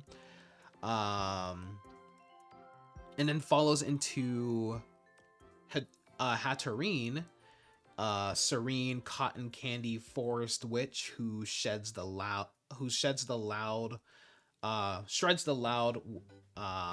with a ponytail claw. The cute hostile balance is perfect, and G-Max turning the hair into a towering psychic shell with that small figure suspended inside is eerie in all the right ways. Easily one of my favorite Galar lines. I'm tempted, honestly, if I ever replay these games, if I ever do like an anime lock or something, I might consider putting these guys on my team. Pika Pika. Indeed, edits. What's going on? How you doing, bro? Alright. The Impidimp line. I like them a little less than Hatterene. Or, yeah, the Hatchram line. Or the Hatena line. So I'm going to put them in the A tier. Yeah. Impidimp's proportions are odd. But the more Goblin Menace face is spot on. Morgrim is the sweet spot, probably my favorite of the three. Probably my favorite of the, well, I guess 4, counting the Gigantamax Grimmsnarl. With the lanky emo bang Twister, whose false surrender stab is with weaponized hair as peak petty villainy. Plus the folklore can bless crops if treated right. I like that. Grimmsnarl's hair as muscle concept is gross in a good way, unfurling tendrils to reveal the green core arms. Great animation, even if the default face is blander than its predecessors. G-Max as a towering titan is just metal and memorable. As a set, very respectable, especially the G-Max capstone. You're doing good. How about me? I'm doing pretty well. Just trying to finish off this final part of my tier list series where I rank every single Pokemon from start to finish. So, yeah, I probably should have just done this by generation, honestly, but yeah, whatever. Yeah, I probably should have done it by that, but whatever. Okay, so now we're going to the evolutionary stages. Starting with Obstagoon, who I'm going to put in the B tier. Yeah, unlike the Hoenn counterparts, Galarian Linoon gets a third stage in Obstagoon, and while I'm not usually the biggest fan of straight up anthropomorphic animal people designs, this one works for me in the same way Pangoro did. The glam rock or punk rock styling is loud and proud. Gray fur as a jacket, bold stripe markings like face paint, and an overall look that feels like a Kiss tribute. If that was intentional, I almost called him Jim Simmons. Even Gene Simmons himself apparently gave it a thumbs up, which is hilarious. I do wish it leaned a touch more toward the beast-like side instead of feeling like a fursuit Badger Man in some poses, but it rides the line just enough to still feel like a proper Beastman Pokemon. Over the top and a little ridiculous. Yeah, over the top and a little ridiculous, but in a way that loops back around into charm. Yeah, as a final stage for the Zigzagoon line, it's a fun and unexpected shakeup that earns its B tier spot. You barely remember these guys' names? That's crazy. Well, actually not really. I'm just one of those people who just I'm just able to remember every single Pokemon name because I'm that obsessed with the franchise. Berserker I'm putting in the C tier. Yeah, I'm gonna put it in the C tier. Instead of evolving into a Galarian Persian, Galarian Meowth takes a completely different evolutionary path with Berserker. And I'll admit, I never really considered that regional evolutions could completely replace a familiar stage until this one came along. Berserker essentially takes Galarian Meowth's scruffy features and amplifies them into something more unkempt and feral, with helmet-like head fur that looks like a lazy-eyed Viking cat. The name is a brilliant pun, and I do like the detail that it can clench its claws together into a massive steel blade. Still, while the concept is clever, the execution leaves me feeling a bit indifferent. It's definitely distinct from the original Meowth line, but neither it or its pre-evolution are personal favorites. Moving on. Ooh! One of my favorites. One of the few Gen 8 Pokemon that I'm actually positive about. Cursula. Too much Pokemans. Honestly, I feel that, which is why I'm glad that it looks like for Pokemon Legends ZA, it looks like we're only just gonna get new Mega Evolutions, which I'm totally fine with. Yeah, I'm totally fine with that. Since, I mean, there's like there's over 1,000 Pokemon. We could use a break. We could probably use a year break. Like a yearly break from all that. Alright, so Cursula. So Cursula is one of those evolutions where the name alone already nails it. A perfect mashup of Corsola and Curse. Um, that also plays beautifully off its Japanese name change from Sunny Go to Sunny Gone. The visual design tells a whole eerie story. The original core body, the original coral body, now broken away, leaving only the base, while the spectral essence rises from it in ghostly branches. The sad red-eyed face hovering in the ectoplasm, coupled with the secondary set of hollow quote-unquote eyes in the coral mass, which gives it a subtly unsettling mystery. Like, is the face real? Like, which face is real, basically? And add in the lore about it turning whatever it touches into stone, or I guess in this case, dead coral. And you've got an evolution that balances creepiness with elegance.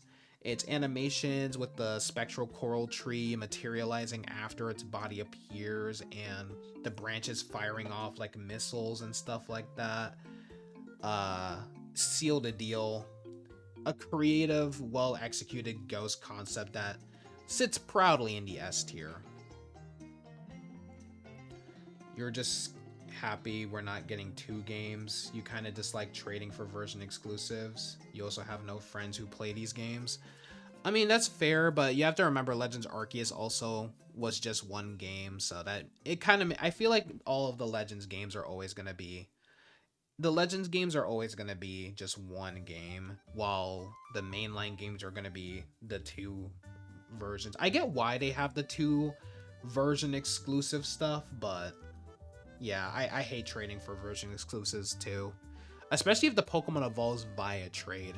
Hate that. Alright, Sirfetch'd, I believe is next. You're going in the S tier. Another top tier design. So for years, Farfetch'd sat as one of those Generation 1 oddballs that seemed destined to be forgotten. No evolutions, no special form, just a quirky design based on a Japanese proverb.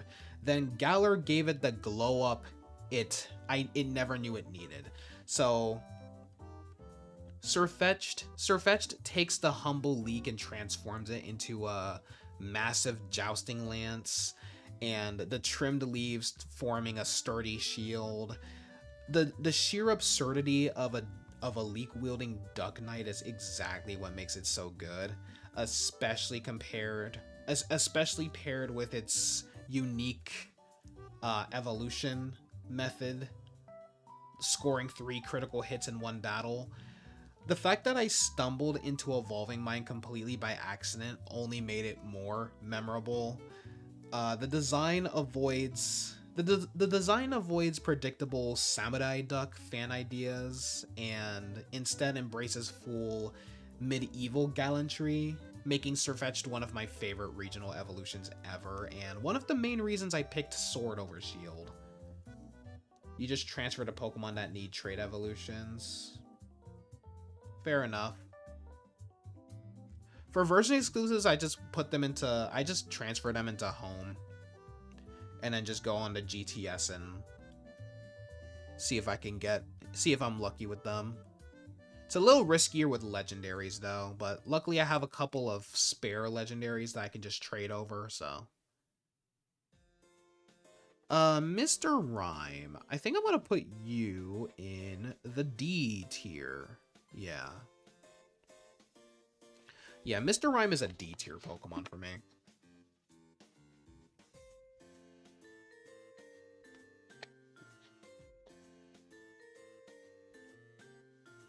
Okay, so what can I say about Mr. Rhyme? I don't know. Mr. Rhyme is just a strange one. An ice-themed, tap-dancing Charlie Chaplin look-alike with an unsettling stare and what appears to be a face on its belly.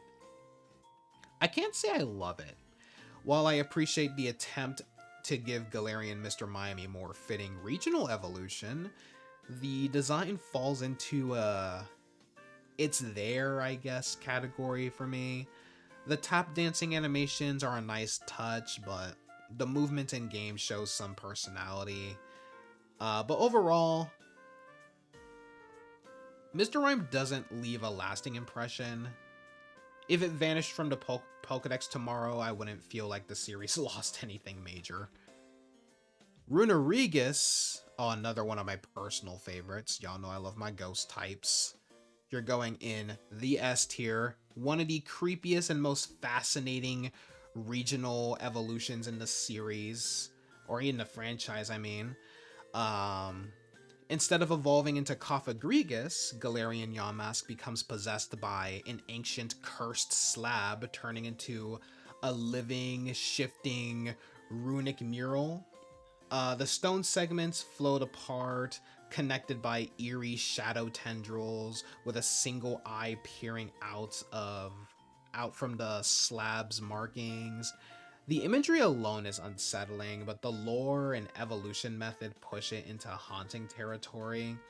The Yamask spirit must be gravely weakened and then brought where the runes brought to a specific standing stone where the runes fully consume it. It's effectively you have to doom your Pokemon evolution, which is both darkly hilarious and genuinely disturbing. Whether that serpent-like image carved into the slab depicts Eternatus or is just an ominous design, the moving runes and fragmented body make Runerigus a standout.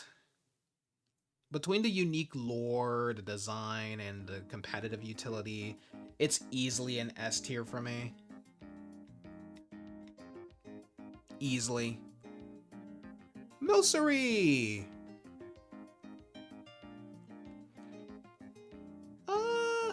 I think I'm gonna put the entire line into C tier. They're cuties. They're little cuties. I'm glad they didn't put every single variation of Alcremie, thank God. We don't have time for that.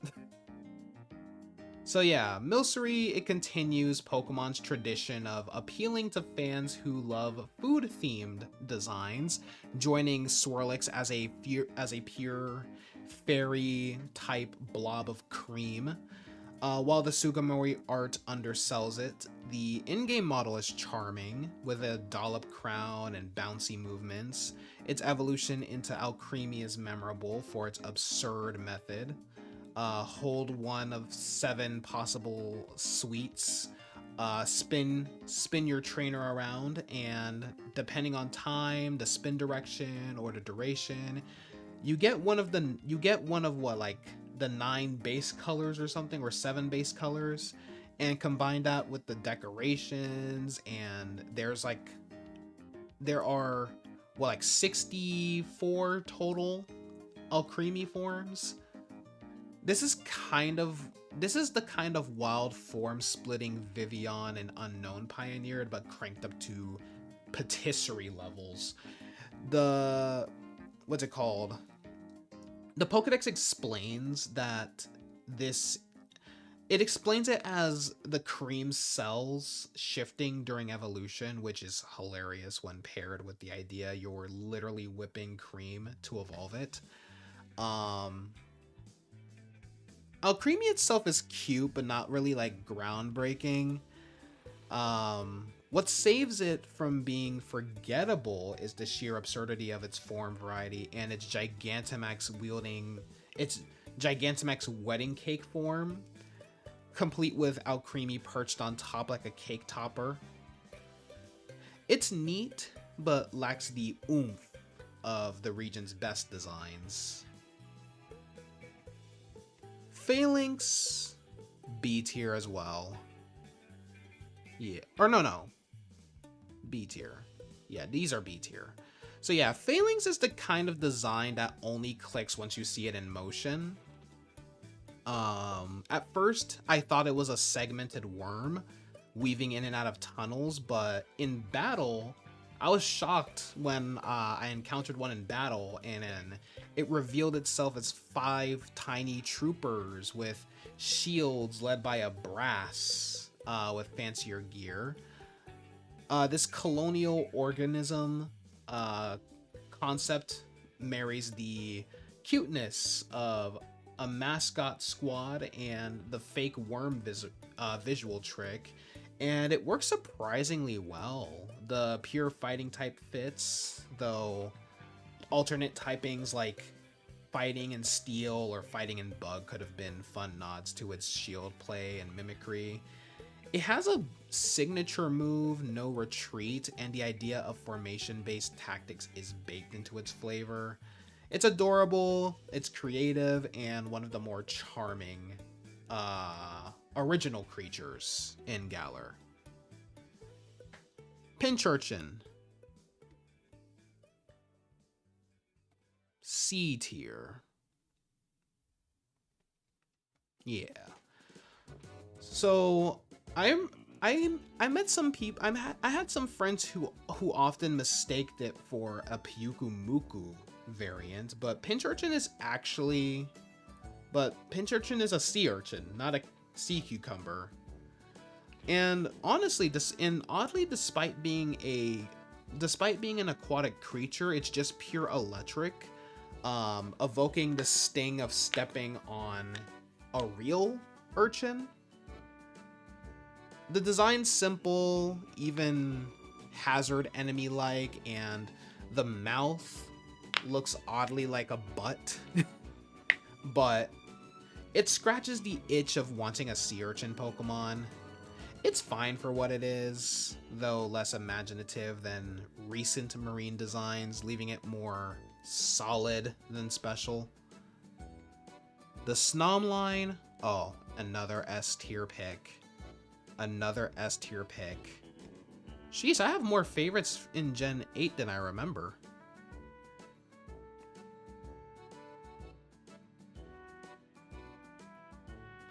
But yeah, Snom took the internet by storm, much like Joltik before it.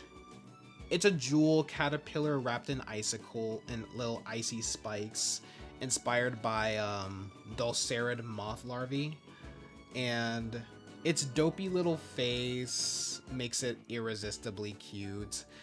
The icy design, like the icy disguise, doubles as camouflage, hiding its true grub body. The evolution into Frostmoth trades tiny charm for elegant beauty, channeling Arctic moths like, I think Genifora, with chunky winter coat fluff and patterned wings resembling sewn fabric. Frostmoth hides its insect legs under its shawl and sports ornate antenna, giving it a regal air. Both stages stand out, Snom for maximum cuteness and Frostmoth for icy majesty. Stonejourner, F tier. Yeah, Stonejourner's gonna go in the F tier. A Stonehenge Pokemon sounds cool on paper, but Stonejourner's execution feels like a missed opportunity. Its proportions are awkward, it's barely used in game, and it isn't even tied to... Yeah, it isn't even tied to the standing stones of Turffield, which feels like a narrative oversight. Its lore, standing in grasslands, gathering once a year, does little to make it feel integrated. As is, it's just a weird-looking oddity with untapped potential. Ice-Q's also gonna go in the F tier. Ice-Q's gimmick is its ice face form, a penguin with an ice cube, with a cube of ice for a head, which breaks to reveal the noise face underneath. It's bizarre in concept and awkward in execution. The fishing-like hair explanation is odd, and The noise face is more unsettling than endearing. While it's functional in battle, the design feels like a gag that never quite lands. More F tier Pokemon, sheesh. Yeah, Indeedee, they're also going to go in the F tier. Indeedee falls into the quote-unquote Pokemon healer niche alongside Chansey and Audino, but without much personality. The male resembles a butler, the female a maid, with different move pools and stats, but little mechanical payoff. The lore about feeding on positive emotions adds mild intrigue, but the avert servant theme and bland visuals keep it from being memorable. Morpeko, both forms are going to go in the C tier. Yeah, Morpeko, this generation's Pikachu clone, is also electric and dark, debuting that typing on an unexpected choice. Regular Morpeko is cute enough, but its stupidly named Hangry mode just swaps colors and changes its signature move Aura Wheel from electric to dark. The guinea pig inspiration fits its constant hunger, but overall it's more of a neat footnote than a standout. The Cufant line are also going to go into C tier. Well, at least Cufant and Caparaja.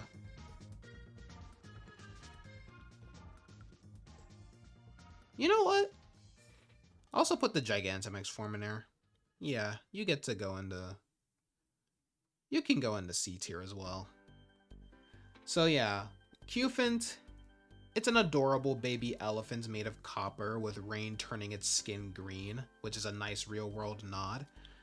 Caparaja scales up to a boxy, industrial-looking adult, possibly inspired by Indian elephants and art. The Gigantamax form leans into destructive power with a massive spiked trunk but the proportions are just awkward. Solid designs, if not personal favorites. Oh, the entire Galar fossils, they're all A tier. They're all A tier. I mean, Dracozolt is literally my favorite dragon type of all time. Being my number 10 favorite Pokemon. It's in my top 10. But yeah, these are all A tier. So Galar's fossils are brilliant in concept. Incomplete remains cobbled together by a reckless scientist into mismatched hybrids. They're intentionally awkward, calling back to paleontological mistakes like the Piltdown Man hoax and Crystal Palace dinosaur inaccuracies. Dracozolt looks relatively functional, while Arctozolt shivers constantly from its icy half. Dracovish and Arctovish are even more absurd, with mismatched anatomy leading to breathing issues and other comical tragedies. Initially off-putting, the designs grow on me. The designs grow on you once you realize they're meant to feel wrong. Yeah, living fossils that never should have been. A creative high point for the region. Duraludon, or as Pimp Knight calls it, Duraludon. This is a D tier Pokemon for me. Sorry, Duraludon fans, but this is a D tier Pokemon for me. Yeah, hyped as Tyranitar's Mega Godzilla counterpart, Duraludon instead just resembles an awkwardly proportioned inhaler. The Steel and Dragon typing is pretty cool. a much more interesting Steel and Dragon type than Dialga. But the rigid body, the strange head-neck connection, and unclear details just make it clunky. Gigantamax Duraludon's skyscraper form is funny in concept, but the execution feels stiff. A case of a great idea hampered by awkward design. Okay, you gotta be blind. You have got to be insane to not put the put the Dreepy line in S tier.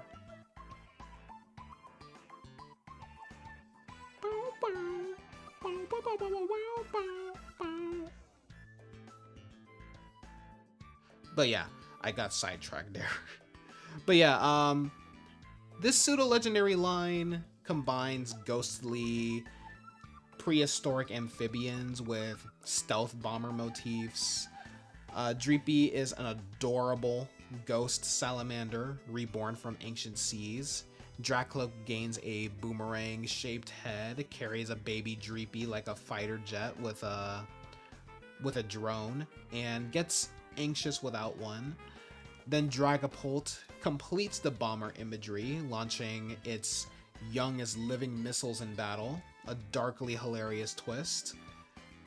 The designs are sleek, charming, and conceptually rich, making the line one of Galar's best. And now we are on to Le Legendaries. Zacian and Zamazenta. Zacian and Zamazenta are both C tier for me. Yeah.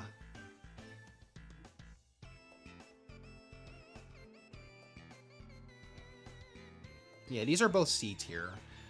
Galar's box legendaries, wolves representing, well, of course, sword and shield, tied to the region's founding myth.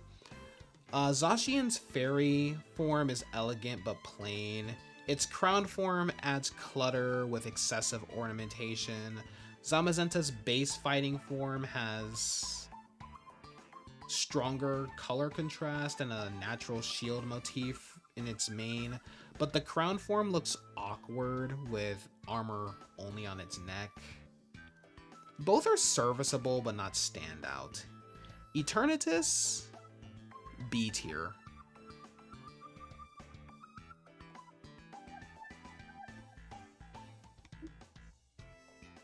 Yeah, these are gonna be B tier Pokemon. So, Eternatus feels like I hope I'm not the only one who feels like Eternatus feels like an Ultra Beast in all but name. You know, an alien skeletal dragon tied to Galar's Dynamax energy. The Dragon and Poison typing is great, and its design, a fractal winged rib-caged monster with a hidden face, is strikingly un-Pokemon-like in the best way. Eternamax Eternatus ups the surrealism, becoming a spiraling sky serpent with a clawed quote-unquote head as a final boss.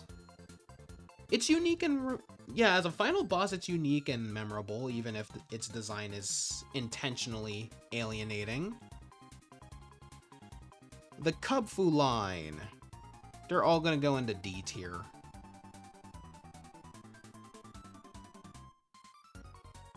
Yeah, these are all D tier for me.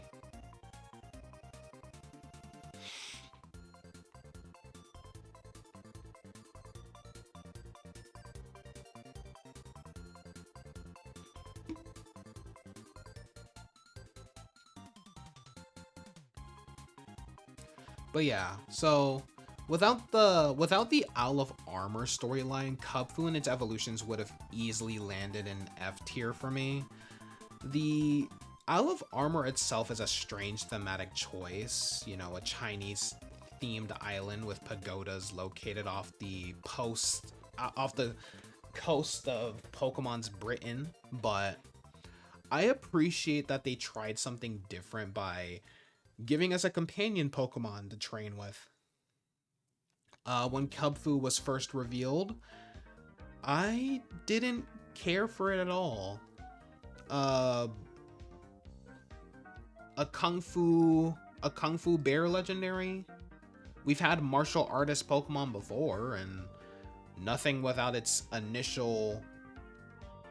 Nothing about its initial art felt legendary. Playing the DLC though softened my stance. Seeing it in motion helped. Its dot fingers, bushy eyebrows, and little headband-shaped fur read much better animated. The story even hints Kubfu hails from a distant land, maybe foreshadowing a future China-inspired region.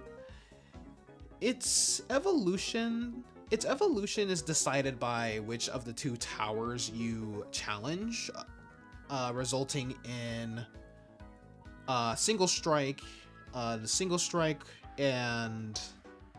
Urshifu, which is a fighting and dark type with a trailing headband, or the fighting and water or Rapid Strike Urshifu with pigtails. The typing differences aside, they look nearly identical, and I wish they had more distinct visual identity. The Gigantamax forms give them some flair. Single Strike's white and red scheme looks aggressive, while Rapid Strike's white and blue is calmer and be like water. The Sugimori art even nails their personalities, but overall, they're more memorable thanks to the story than the designs themselves, which still feel pretty underwhelming. Zarude Sandstorm, C tier. Zarude is a strange one in the mythical Pokemon lineup. Instead of a small cutesy pixie, we get a feral dark type monkey with vine wrapped forearms it uses as whips to defend its territory. I'm not normally a fan of monkey Pokemon, but Zarude's ribcage like fur markings and the overall aggressive posture give it a unique look. Its Forest Healing super signature move is an interesting subversion. A territorial beast that can also heal people with energy drawn from trees. The Dada Zarude variant from the movie adds a pink scarf and its own Pokedex entry, which is a nice bit of flavor. The lore says they live in packs, which blurs the legendary status, but as far as primate Pokemon go, Zarude might be my favorite simply because it actually looks wild and dangerous.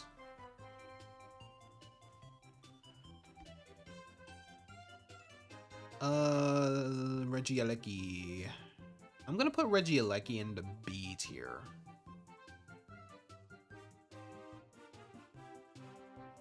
Yeah, I'm gonna put Regieleki in the B tier. When I first saw Regieleki in official art, I wasn't impressed, but in motion, it's fantastic. The bouncing energy, the tiny lightning bolt feet, and long finger-like arms give it a jittery, almost childlike energy. The design works because it feels fresh, yet belongs alongside Regirock, Regice, and Registeel. The blue rings on its shoulders are actually a seal, keeping its electric core in check, which is a neat lore touch. Thunder Cage, its signature move, is a perfect match to its concept. Out of the two new Titans, Regieleki is easily the one that feels more at home in the set while still innovating. Lastly, well, not lastly, but next up we have, Regidrago, who I'm going to put in the C tier. Nobody expected a Dragon-type Titan, let alone one shaped like a giant dragon skull with jaw arms. The lore says Regidrago is crystallized dragon energy, theorized to be the head of an ancient dragon, and sealed away before Regigigas could complete its body. The design is bizarre, it's equal parts cool and awkward, leaning heavily on its strange arm jaws for personality. I like the animation where it spins into a full dragon skull for its signature attack, and the orb of power aspect nods to East Asian dragon imagery. Still, it doesn't grab me the way the other Titans do, making it my least favorite of the group. Glastrier is going to go in the C tier along with Regidrago. The ice-type steed option in the Crown Tundra, and it's a striking armored unicorn with icicles for a mane, tail, and leg guards. I love how the ice creeps over the left side of its face, leaving only one visible eye. It makes it look genuinely intimidating. Its lore points it as a crop-destroying menace before being tamed by Calyrex, which gives it some weight as a legendary. The signature move, where it freezes its foe and stabs them with an ice spear, is fantastic. Still, as cool as it is, the design is just a step away from greatness. A little more visual flair could have elevated it beyond fancy Galarian Rapidash, basically. Spectrier, A tier. One of my top 100 favorite Pokemon of all time. As much as I like Glastrier, my Ghost-type bias made me choose Spectrier, and I'm glad I did. At first glance, it's a black horse with cotton candy-like purple mane and tail, but its details set it apart. The right side of its face is covered by flowing hair, where its left eye is really just a lash-like marking. Shadowy flame hooves are an inspired touch, making it feel ghostly rather than just recolored. Its lore is wonderfully dark, a soul-separating kick, and the ability to drain life force from sleeping creatures. It's elegant, eerie, and refreshingly unique for a legendary steed.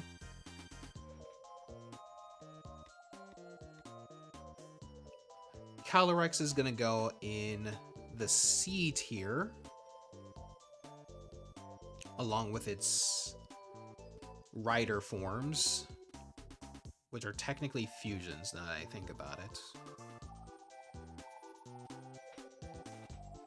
Yeah, Calyrex's design alone would have been F tier for me, but the Crown Tundra story lifts it to a solid C. Known as the King of Bountiful Harvests, it once ruled over a fertile Crown Tundra until humanity's loss of belief sapped its power. The God King angle works well, and having it speak directly to the player telepathically is a rare and memorable touch. Its grass and psychic typing makes sense, though it feels like it leans heavily into a fairy vibe. The awkward proportions, strange crown, and ambiguous animal face all seem intentionally unsettling, which I respect, but it's still not a design I love. The fused Ice Rider and Shadow Rider forms with its steeds are more rider plus mount than true transformations, but they work thematically.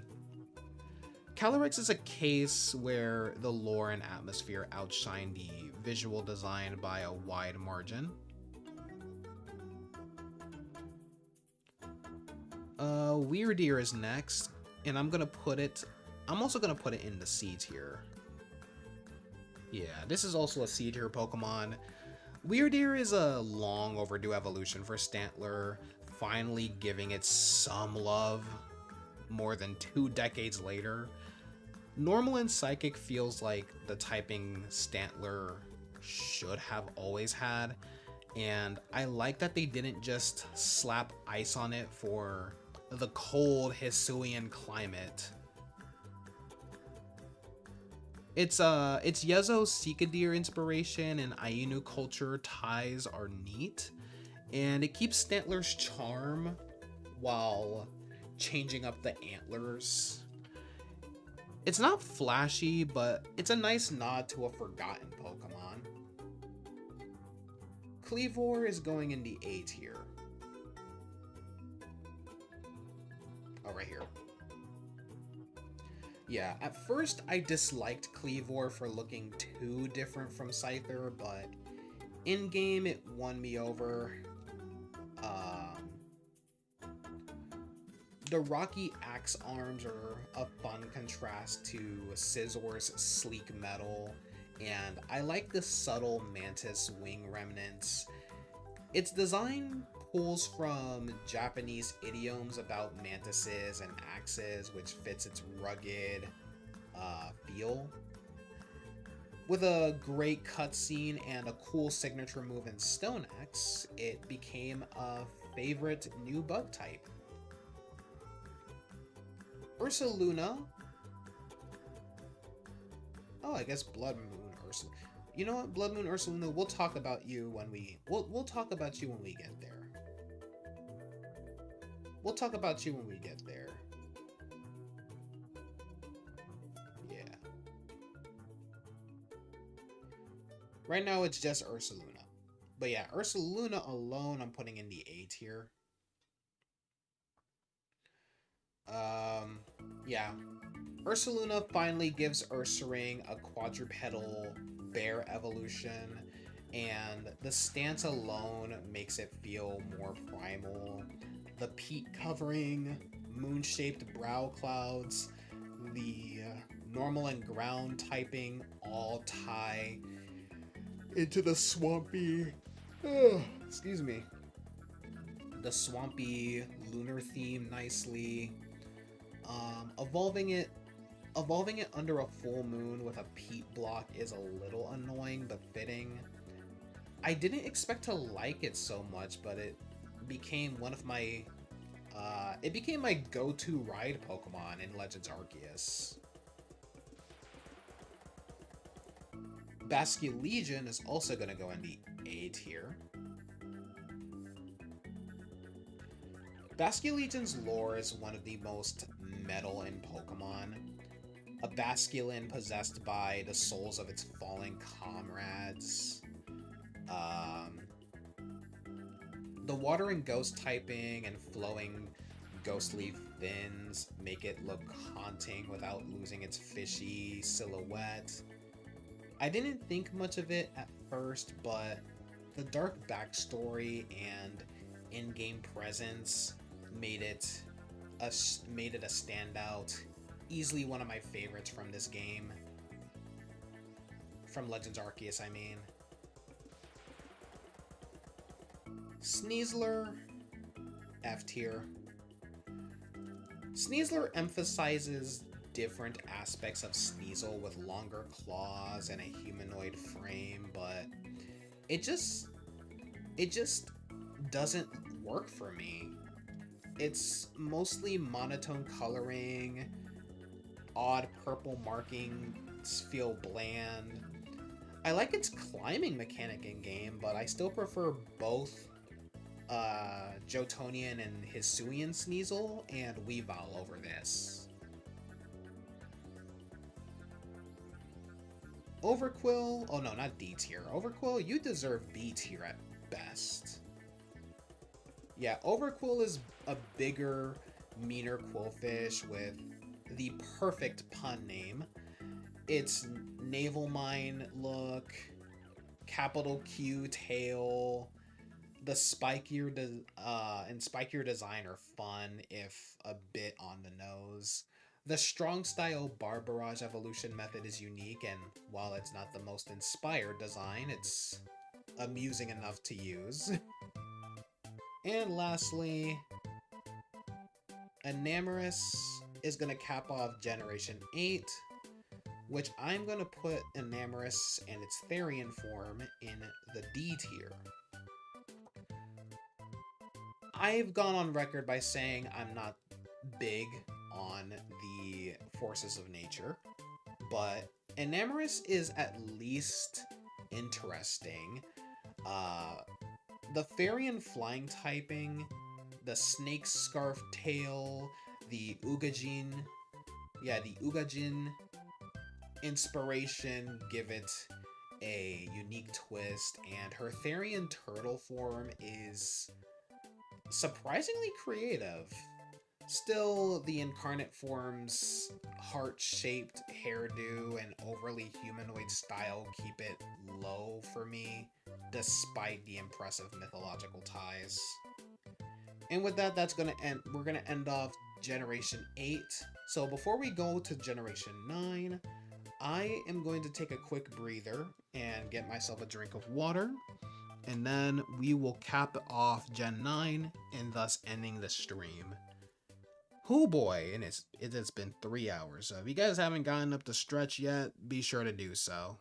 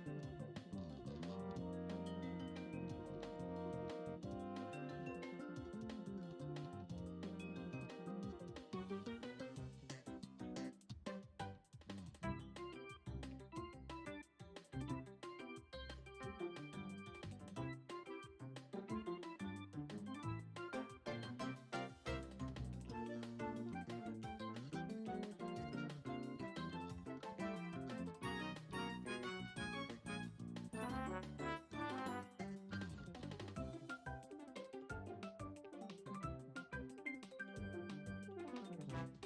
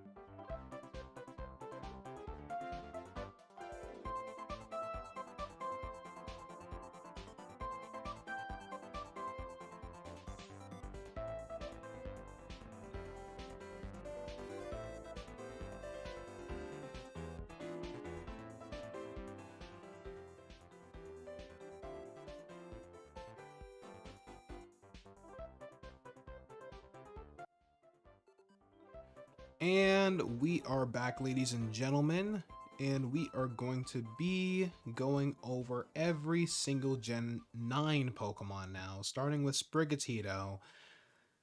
Okay, Sprigatito is an undeniably cute grass kitten with a leaf-shaped floral facial pattern and what was I saying? I lost like my train of thought. In that standard plantimal, like plant animal hybrid vibe grass types have. Its design is inoffensive, but pretty run of the mill for a starter. B tier. Unfortunately, it goes bipedal right away with Florigato, which feels like yet another generic Anthro cat, though its yo-yo gimmick manipulating a bladed flower bud via an almost invisible vine is genuinely clever. You get D tier. Meowscarada, that trickery carries into Meowscarada, now grass and dark, with the yo-yo becoming a flower bomb, and its cape camouflaging the vine stem. While still not my favorite visually, the sleight of hand flavor and fighting dirty theme won me over, enough to use it in my Violet anime lock. Shifting the line from a likely F tier to something I actually enjoy. B tier.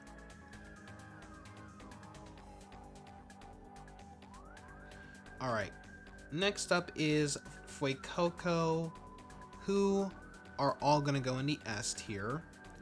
Fuecoco won me over as a goofy, derpy fire croc that waddles around with Vink and Charm. Crocolore builds on this with Day of the Dead inspired touches and a fire egg atop its head, tying into both Spanish culture and unique anatomy details. Skeledirge seals the deal. A quadrupedal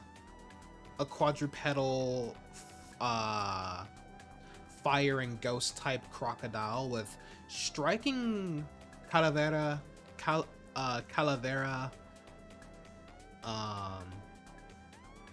markings, a perpetual flame wreath, and that unforgettable twist, the fire egg hatching into a little bird born with the fireball born when the fireball gained a soul. Its signature move, Torch Song, turns the bird into a microphone before unleashing a fiery Phoenix Dive Bomb. Between its creative theme layering and not feeling over-designed, this is one of my favorite starters in years. Next up is Quaxly. Quaxly starts strong as a tidy, pompadoured duck with a bit of a personality. Its head gel thing adding charm. You can go into B tier. Quaxwell and Quaquaval go into D tier though. Quaxwell, things dip with Quaxwell. Awkward proportions, odd feather quote-unquote shoes, and a bland middle form. Quaquaval improves with a more festive peacock-inspired design, water pedal effects in battle, and constant dance animations, but still ranks among my least favorite starters. Excuse me. While I appreciate the effort and references, including Coot-inspired legs, it just never clicks visually, and the line's popularity lags far behind the other Paldean starters. Lechonk and its evolutions are also gonna go into D tier. Lechonk is a round truffle hunting pig with a misleadingly dirty sounding name. Actually a picky eater with a scent that repels bug types. Its evolution, Oinkalone, has distinct male and female forms with different colors, tail shapes, and scent profiles, leaning into the clean pig angle. While the cultural references, lechon and truffle hogs, are appreciated, the designs are fairly plain and don't stand out compared to other early game normal types. Tarantula and Spidops are instant S, no questions asked. Definitely S tier Pokemon. Tarantula charms instantly as the first true 8-legged spider Pokemon, with its silk-wrapped abdomen resembling a yarn ball for both defense and predator deterrence. Spidops evolves into a creative take on net casting spiders, blending camo soldier aesthetics with arachnid traits.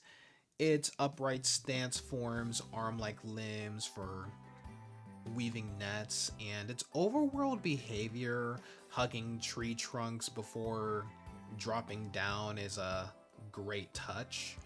While not competitively strong, its unique hunting method, realistic spider references, and quirky visuals make it one of my favorites this gen. Joining it in the S tier is its fellow bug rival, counterpart, whatever you want to call it, Nimble and Low Kicks. They're going to go in the S tier. Nimble debuts as the series' first grasshopper, hiding a third pair of legs folded like wings for massive jumps. Its evolution, Low Kicks, goes full Kamen Rider homage, bug and dark bipedal grasshopper with a dynamic showdown mode that flips its wing panels to augment its legs for devastating kicks.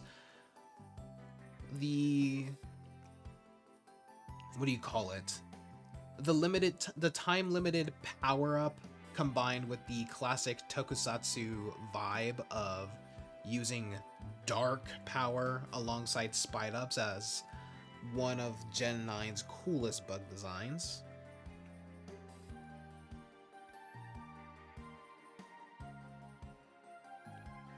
The Pawmi line are gonna go into D tier.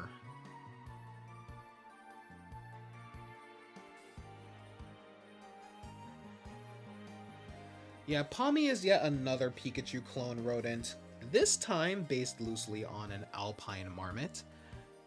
It's cute enough with its electricity stored in four-pod pads instead of cheek sacs, but the line suffers from extremely minimal visual changes. Pomo just stands up, and Pommet adds minor fur detail tweaks, making the 3-stage evolution feel redundant. While the defibrillator-themed Revival Blessing is a neat move conceptually, the overall design execution is underwhelming and doesn't live up to the novelty of an evolving Pika clone.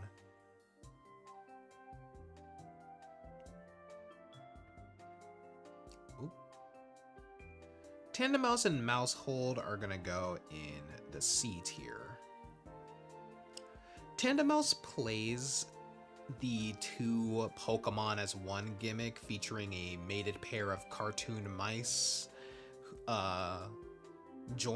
whose joined tails and subtle clothing-like shading are easy to miss in game. The plain design is intentional, with the humor coming from its unsettlingly unsettling wide mouth animations, and its unusual evolution. Mousehold evolves after Mousehold evolves after battle with no fanfare, revealing that the pair has suddenly gained 1 or 2 children, with a rare family of 3 variant for extra novelty. The concept riffs on Pokemon's off-screen breeding, making for a memorable but not personally beloved design, saved from a lower tier by its quirks and funny signature move, Population Bomb.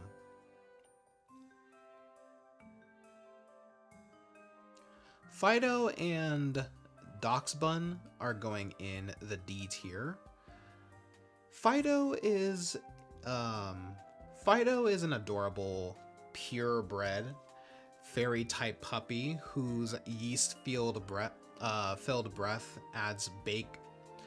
aids bakers, a fun food and animal hybrid concept.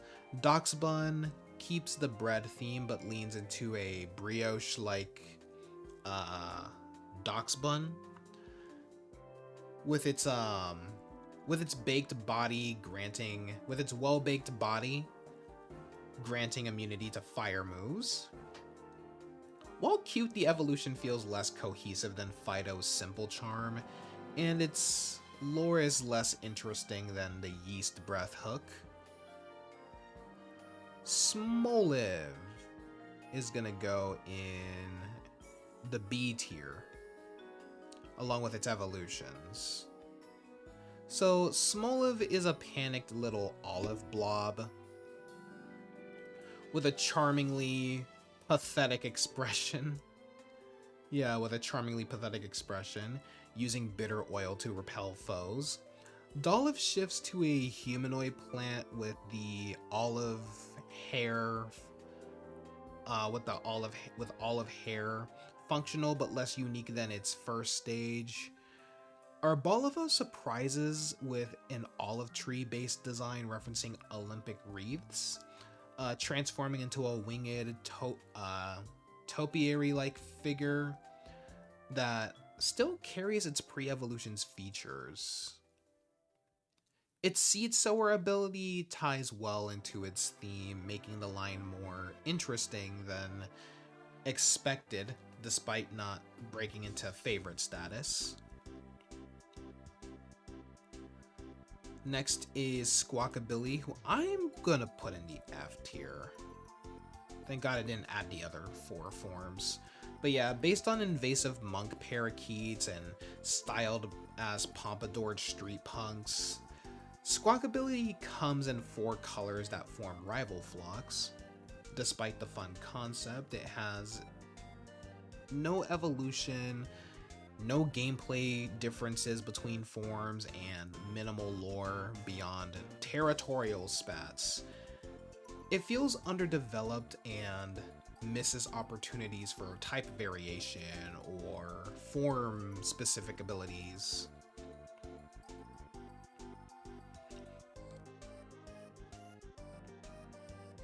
Nacli's rock salt cupcake form and natural cubic crystal details make it a standout Geodude equivalent. B tier.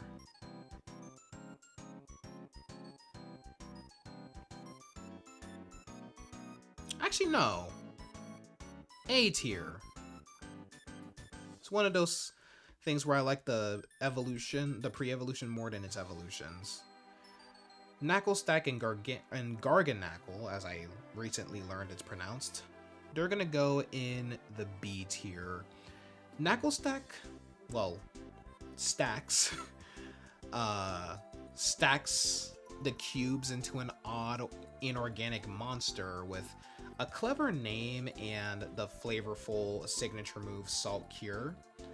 Garganacl becomes a blocky humanoid salt golem with mountain-like features, but its face feels too plain compared to earlier forms. fun to use in-game, though the first stage remains the visual highlight.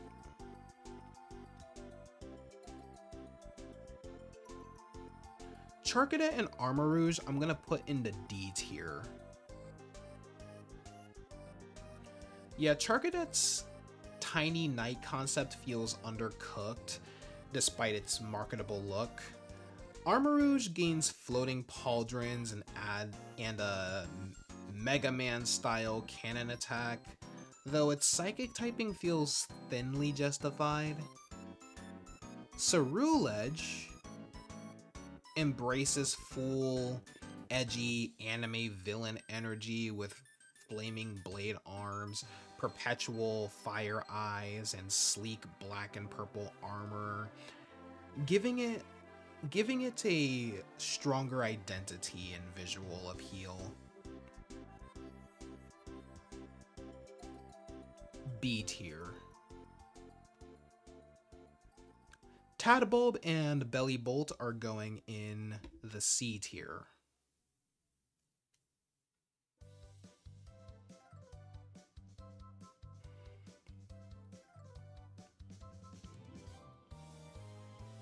So, Tadbulb is a tadpole light bulb with a simple cute design. Bellybolt's fake eyes are actually electric organs with its real eyes hidden in nostril-like dots. A fun subversion that caught players off guard.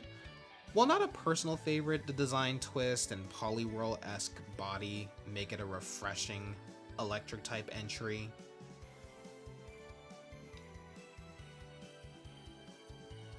Wattrel and Kilowattrel are gonna go into B tier.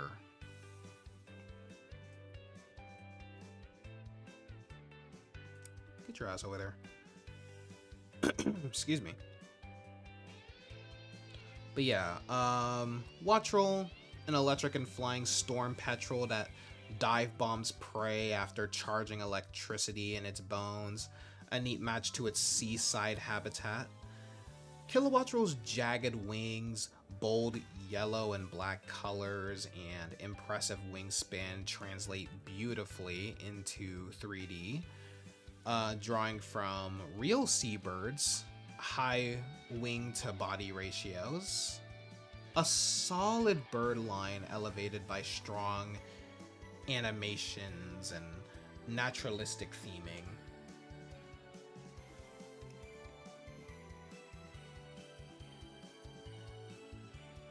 Mashchiff and Mabostiff are gonna go in the C tier.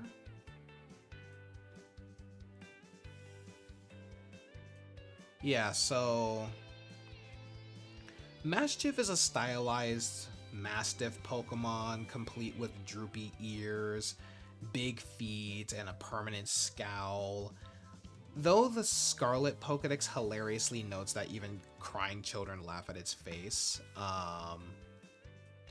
it's portrayed as a loyal guard dog rather than a malicious dark type, which ties nicely into its real-world interpretation, or real-world inspiration, I mean.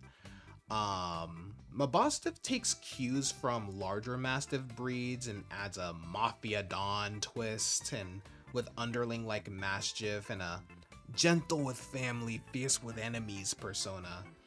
The sad old man look, enhanced by drooping markings and eyebrows, becomes especially impactful during the Arven plotline. While not groundbreaking in concept, its blend of mafia boss intimidation and heartfelt loyalty makes the line more memorable.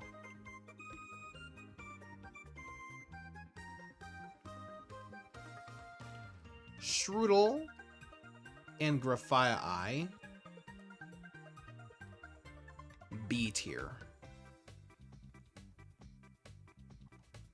Yeah. B tier. Shroodle is an odd but charming mix of rodent and graffiti tagger, using its venomous saliva to both mark territory and deter foes. Its evolution VII-IX cleverly combines the eerie II primate with street art subculture, from paint dripping fingers to fur patterns resembling a hoodie. The gas mask like snout, venomous spit, and territorial tree art make for a uniquely cohesive concept. Even the evolutionary leap from shrew-like rodent to primate mirrors a real-world evolutionary link. They're not personal favorites, but the creativity and world building here are undeniable. S tier. Yep, Bramblin and Bramblegast, S tier. Well, almost got lost there.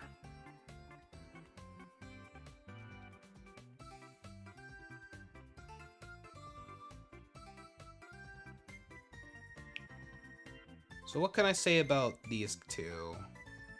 So, Bramblin is a perfect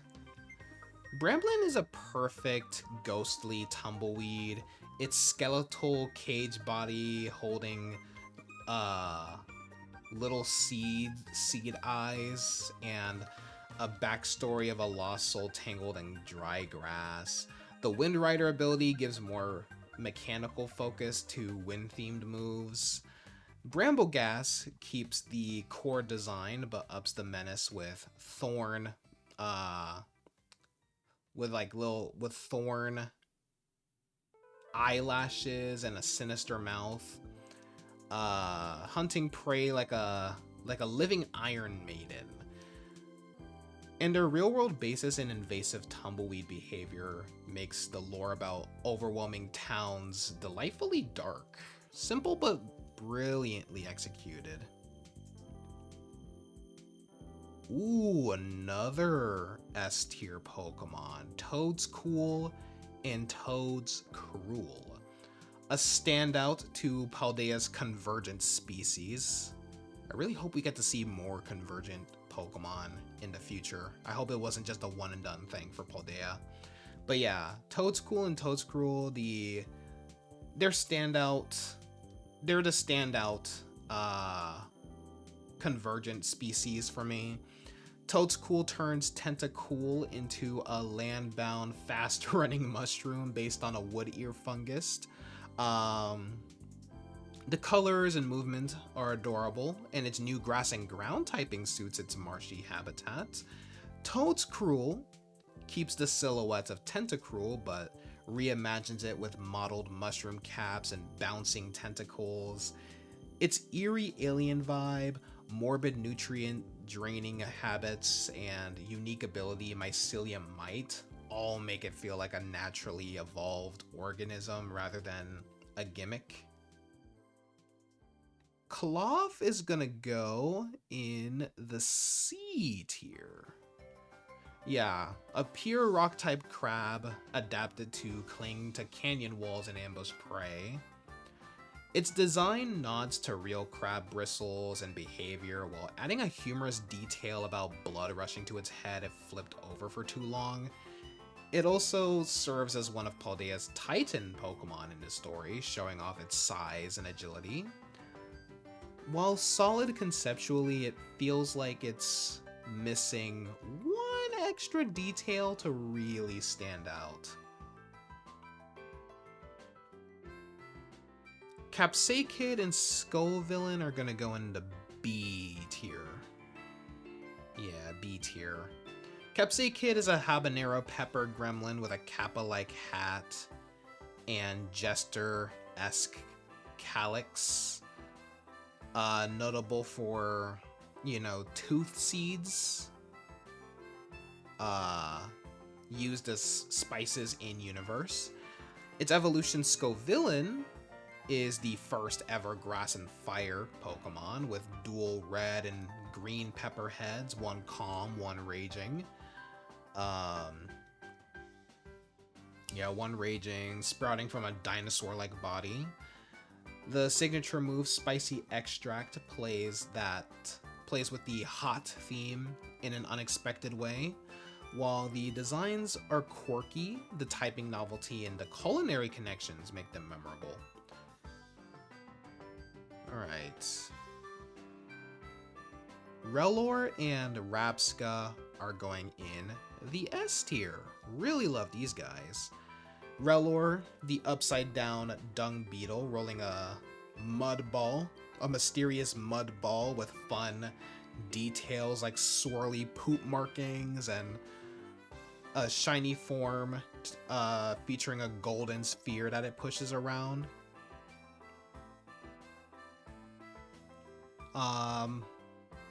In its evolution, Rapska transforms the ball into a floating psychic orb, possibly housing either its true body or an infant, echoing Egyptian scarab symbolism of rebirth. The Revival Blessing move cements this theme way better than Pommett's Revival Blessing use, and the scarab's ornate design and mystique make it one of Paldea's most inventive lines ever. So yeah. Alright, Flittle and Espathra, I believe, are next. Yeah. These guys can go into C tier, honestly. If I can put you, there we go. So, yeah. Flittle, tiny psychic chick with frilly plumage that channels its powers, giving it a cute but vacant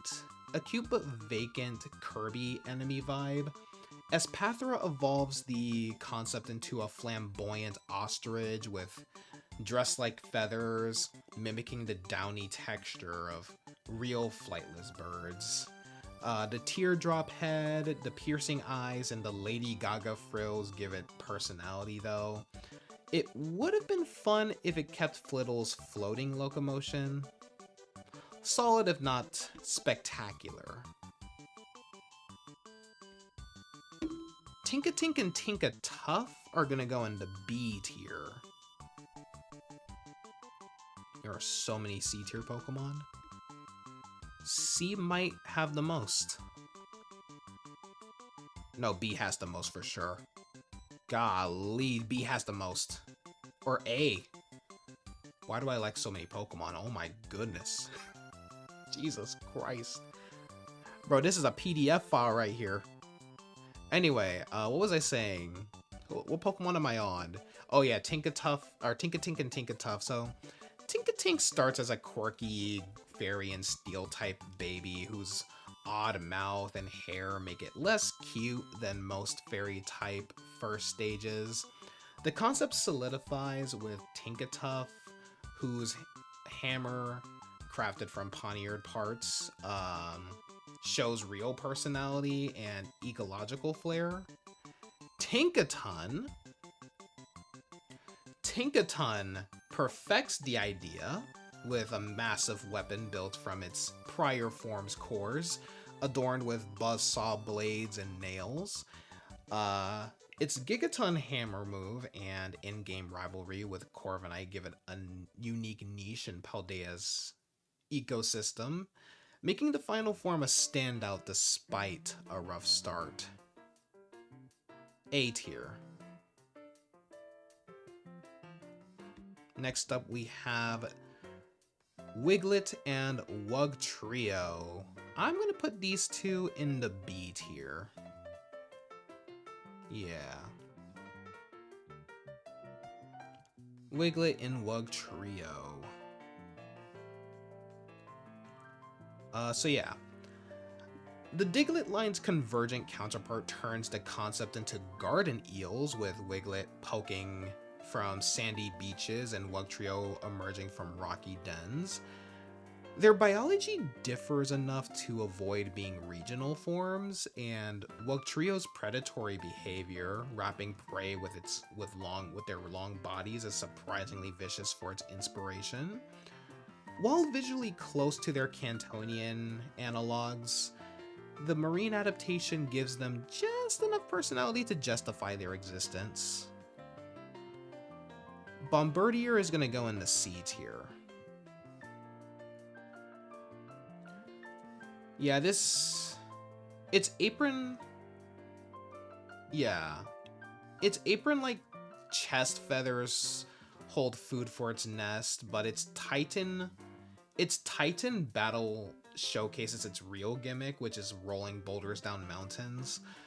The Rocky Payload ability gives it extra punch with rock moves, but outside its Titan role, it's a serviceable yet forgettable single stager. Oh, come on, y'all already know, these guys are S tier for me. Y'all know I've wanted a dolphin Pokemon for years. And now that I finally have one, and the fact that Palafin is our first official superhero Pokemon, hell yeah. So yeah, Finizen, a deceptively plain dolphin whose real hook is Palafin's transformation gimmick, initially evolving into an almost identical form. Palafin switches from Zero to Hero form mid-battle, revealing the goofy, top-heavy superhero dolphin with massive stats. Its mask-like markings, the bubble gloves, and the over-the-top proportions embrace the absurdity, making it one of the most creative aquatic designs Pokemon's ever attempted. Next is Varoom and Revavroom, B tier.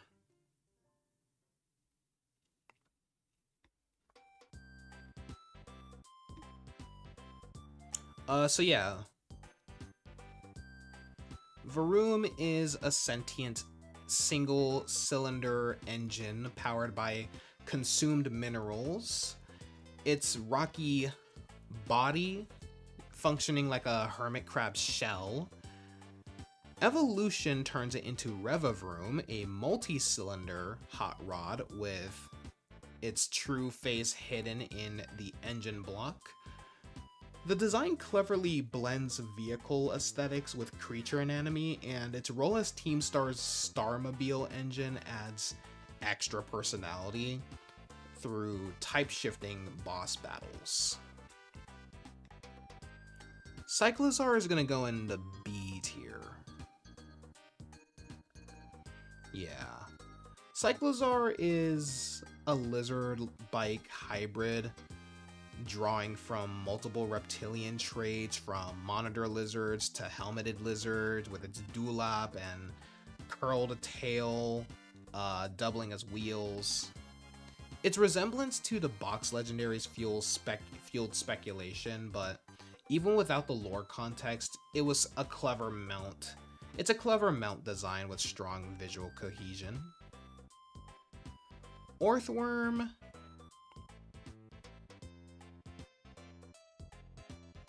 B tier. So yeah, the Steel-type Earthworm trades the expected ground typing for a signature ability known as Earth Eater, turning ground moves into healing. Its goofy face hides the retractable arms used for punching prey, adding surprise personality. And as a Titan Pokemon, it channels giant sandworm tropes in a lighthearted way, making for a fun addition to Paldea's fauna. Glimmet and Glamora, A tier.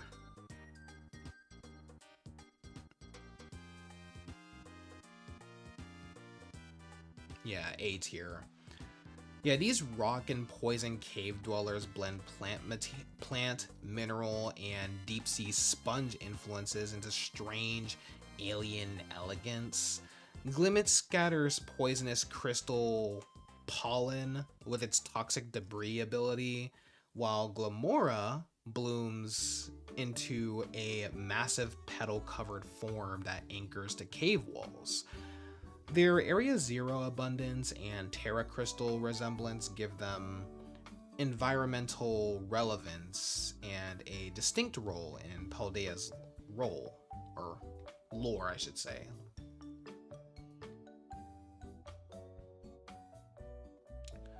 Greedent and Houndstone are another one of my favorites. unexpected favorites, honestly. So I'm gonna put them in the S tier. Yeah. Grievert is an adorable, candle-headed ghost dog that unknowingly drains life from those it follows. Its mimic-like behavior of hiding underground makes for a perfect spooky encounter. Houndstone evolves into a skeletal gravestone-topped guardian, embodying loyalty even in death. Simple in concept, but rich in charm. They're among Paldea's most endearing designs. I keep going way too low. Flamigo is gonna go in the D tier. Yeah, it leans heavily on its real world bird shape, with its only major twist being a neck knotted to quote-unquote contain energy. While its synchronized attack behavior and co-star ability adds some mechanical flavor, its execution feels flat compared to Paldea's more inventive fauna. Satotl and Satitan are gonna go into B tier.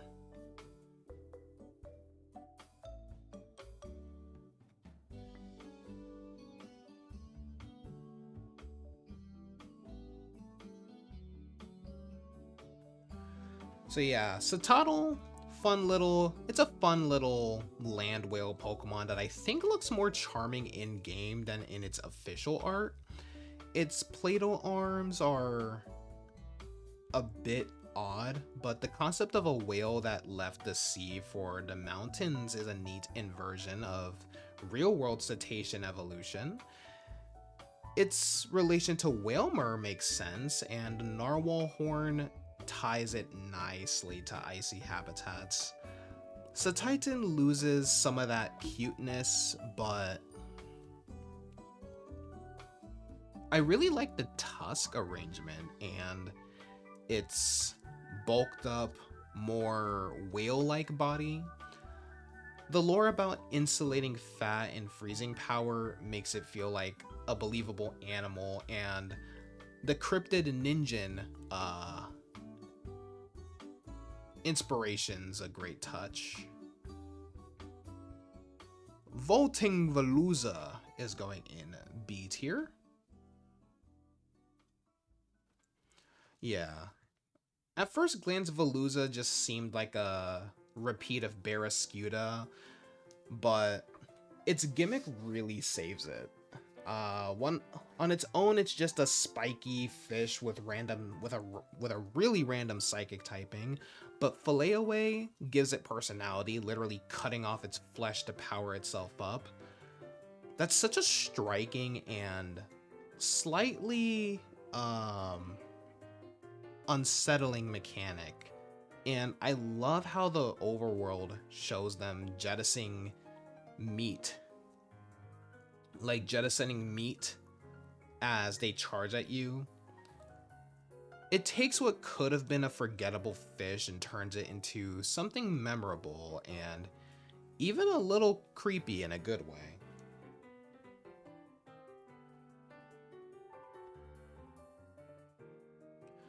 Okay. Dondozo I'm gonna put into B tier,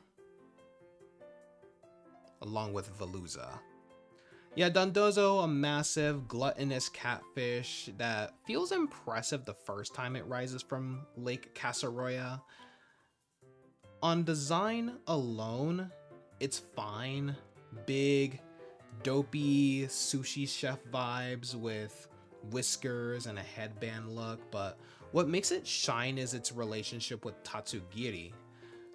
Alone, it'd be a lower tier Pokemon, but as the muscle to Tatsugiri's brain,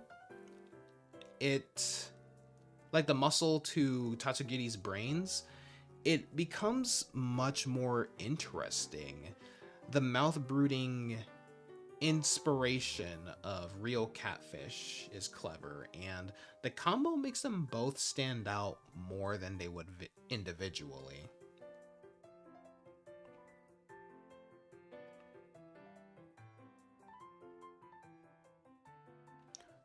I think Tatsugiri, along with its forms, are going to go in the A tier. I mean, realistically, they're more B tier, but I'm going to put them in the A tier, kind of as a set. As a set with Dondozo, really.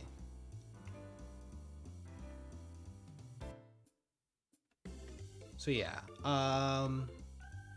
yeah, it's a clever little sushi dragon that comes in 3 forms, each based on different nigiri. I like how each has its own personality and hunting tactic, with the curly, droopy, and stretchy forms tricking prey in different ways. Its inflatable rice sack is funny but also unsettling, and the way it commands Dondozo in battle sells the brains and brawn dynamic. I especially love how the Titan reveal flips expectations, showing that Tatsugiri is the real boss. Extremely gimmicky, but executed in a very creative and memorable way. Alright, now I think we're going on to the cross-gen evolutions. Annihilate I'm going to put in the B tier. So Primeape finally gets some love with Annihilate. And it's a great payoff to that old Pokédex entry about raging itself to death. The fighting and ghost typing feels perfect, and I like how the design keeps the ball of fur look instead of turning it into a more generic ape. The broken shackles, the ember-like trailing fur, and red eyes really sell the rage beyond death vibe. It could have had a cooler evolution method, but overall it's a strong addition that makes Primeape feel relevant again. Oh, y'all should already know where Clodsire ends up. S tier, come on. S tier design. It's God himself, y'all. Clodsire is just pure joy. Taking Quagsire's dopey charm and stretching it into a squat salamander body just works beautifully. And its derpy little smile just seals the deal. The Iberian ribbed new inspiration is genius. Those poisonous rib spikes are such a wild, real-world trait that feels made for Pokemon. Combine that with its lovable demeanor, the fun typing, and the swampy lore, and you've got one of the best designs of the generation. Clodsire's goofy, weird, and just unexpectedly metal, which makes it perfect. Alright, next up is Farigiraf. I don't know why I say its name like that, but Farigiraf is a B tier Pokemon. Yeah, I'm gonna put it in the B tier. So Girafarig finally evolves, and while I appreciate that, I'm a bit mixed on Farigiraf. On one hand, it actually looks like a giraffe now, and I like the hoodie. I like the hoodie-like way the tail wraps around the main head. On the other hand, I feel like the original palindrome and good-evil duality concept was dropped in favor of something a little safer. It's a solid design and a nice glow-up for a forgotten Johto Pokemon, but I wish they leaned harder into the weirder aspects of Girafarig's concept. The Dunsparce B tier. Jesus, the C tier is so long. But yeah, you're also gonna go into B tier. Dunsparce's long-awaited evolution is exactly what it should be. more Dunsparce. It's bigger, it's got an extra body segment, and sometimes it even has 3 segments if you're lucky. That's the joke, and I think it works. No grand dragon form, just a slightly longer cryptid noodle. It's funny, it respects the spirit of the original, and it gives a little boost to one of Pokemon's most infamous oddballs. Not amazing, but definitely charming. Kingambit is going to go in the C tier. So Bishop's evolution feels a bit obligatory, and while there's a lot of thought put into Kingambit, or Kingambit as it's apparently pronounced, I'm not totally sold. The Shogun on a throne design is unique, and the chess theming is clever. Supreme Overlord as an ability is especially fitting, but it's so exaggerated with the giant mustache blades and constant sitting pose that it borders on goofy. It's not bad by any means, but it doesn't hit me as hard as some of the other cross-gen evolutions. Alright, with that, I believe we are starting with the Paradox Pokemon now. Okay, I have quite a bit to say about these guys, starting with Great Tusk, who I am going to put in the B tier. Yeah, so Great Tusk, prehistoric take on Donphan that makes it look like a full-blown dinosaurian kaiju, complete with huge tusks, rows of dorsal spikes, and an imposing presence as it stomps across the desert. I love most of the design work here. I love it. I love most of the design work here, especially the tusks and the tail trunk silhouette, but I'm not a big fan of its mouth or the somewhat arbitrary fighting typing. Still, it succeeds at feeling like a primal ancestor to Donphan, and I appreciate the monstrous flair it brings.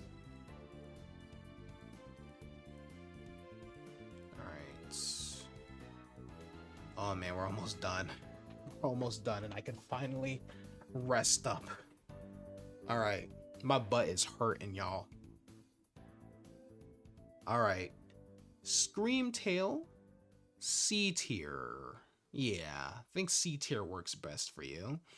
So, Screamtail is essentially a savage, ancient Jigglypuff that's psychic and fairy for no clear reason, with sharper features, fangs, and a massive tuft of hair. The idea of a screaming counterpart to Jigglypuff's lullaby is fun, and it's cute enough, but it doesn't stand far enough apart from regular Jigglypuff. Yeah, it's pleasant visually, but ultimately feels like it's missing that extra oomph to really stand out, you know what I mean? Brute Bonnet, I'm putting here in the C tier as well with Screamtail. So Brute Bonnet, the Amoonguss variant with jagged teeth, spikes on its cap, and a more primal green lichen-like growths, and you know, that give it a more primal look.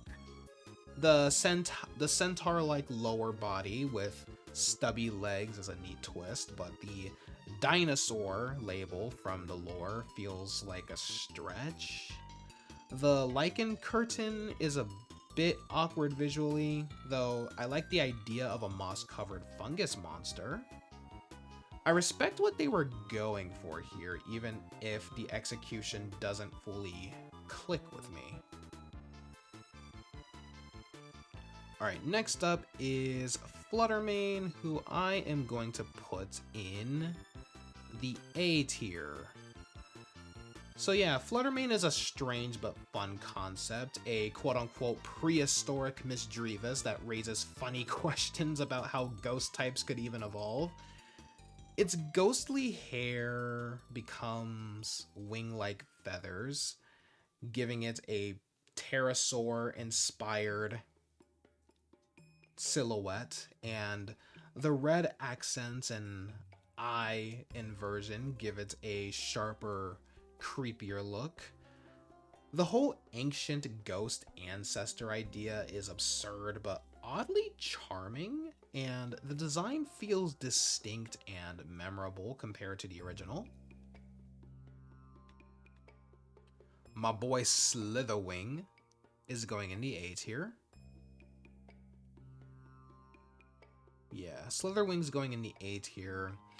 Slitherwing reimagines Volcarona as a chunky, physically oriented moth kaiju with tokusatsu vibes, clearly drawing on Mothra's monster movie roots. I like how its stance shifts between quadrupedal scuttling and upright brawling, giving it a dinosaur-like silhouette. The Larvesta-inspired fluff and spiky features tie it back to its line nicely, though the random green tail feels out of place. Overall, though, it's a creative and fun design that really works in motion. Hold on. Hey Siri, turn the lights to 30%, please. There we go. This is like 12 a.m. for me right now.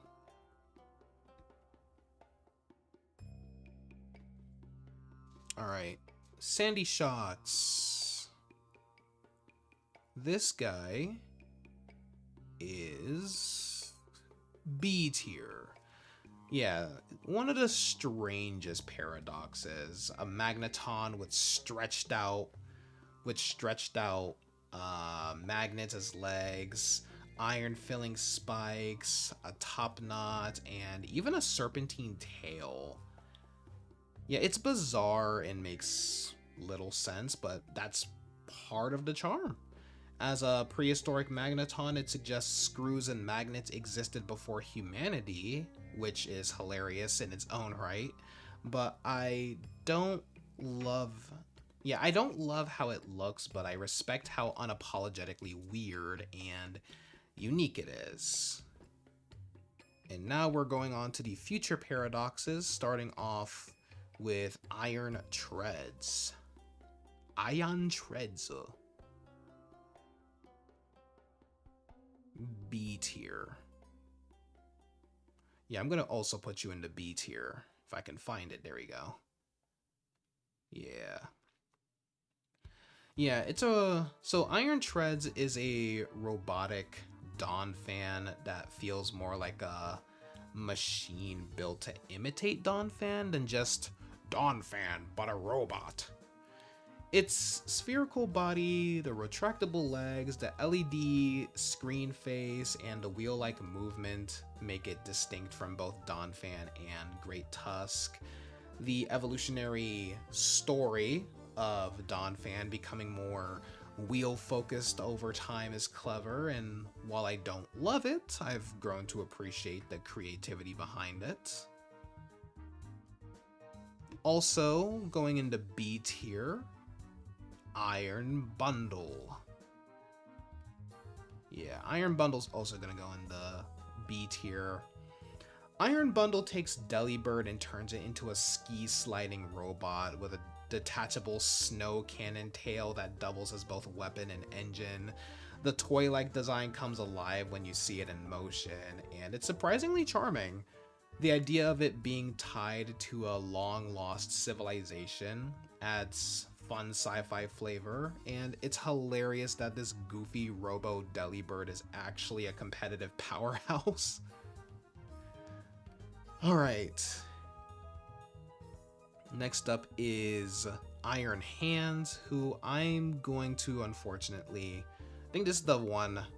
Yeah, this one is going to be the first one I kind of view in a negative connotation, putting it into B tier.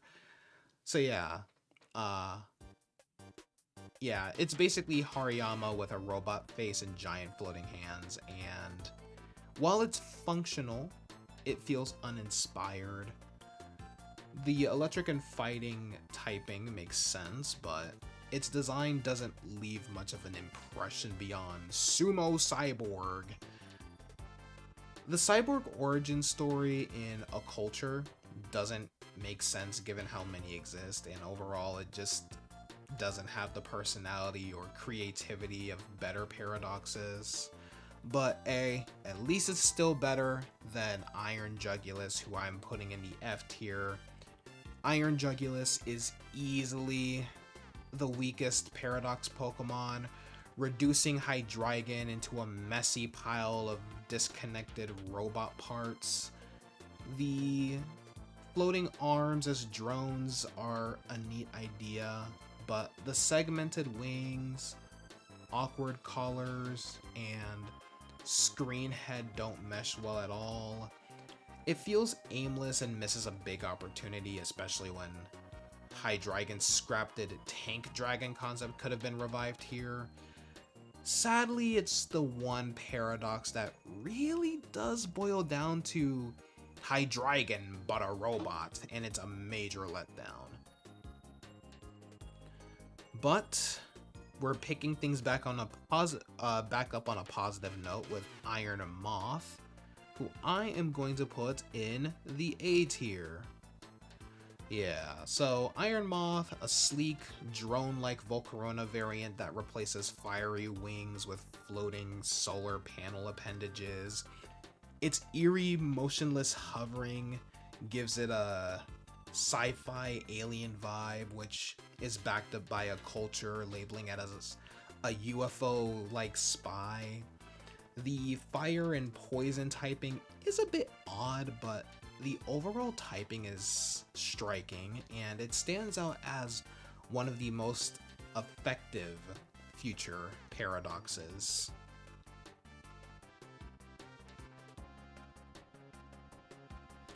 Iron Thorn's C tier, essentially the Mega Godzilla to Tyranitar's Godzilla, with glowing plasma horns and a robotic frame, but it feels a bit obvious compared to other future paradoxes. It's rockin' electric, which makes sense, and I like the calmer, less aggressive take on Tyranitar, but it doesn't quite have the wow factor I'd expect from a Robo Tyranitar. It's fine, just not exceptional.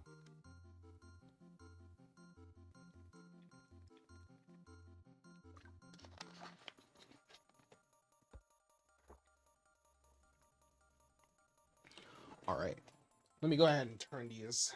Let me go ahead and turn my film light down.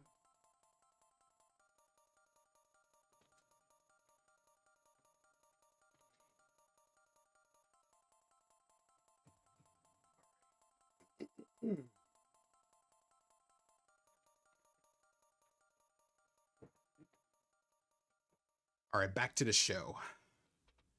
So, the Frigibax line. Okay, so Frigibax. Frigibax is meant to be the baby stage of the line, I get it, but I just can't get behind its design. It looks like a mutant owl with stubby dino limbs and an awkward ice drip under its lip. While I love the Concavinator, inspiration and its thermal exchange ability is neat, the design just doesn't land for me. It's unique, but not in a way I enjoy. F tier. Baxcalibur and Baxcalibur, you guys get to go. You guys get A tier privileges, though.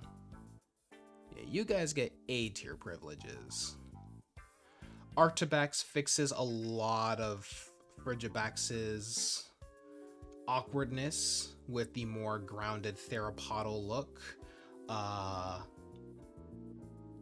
frozen sail and Wolverine-like claws, plus a fun gimmick of attacking with its ice fin. Baxcalibur then goes full Godzilla homage.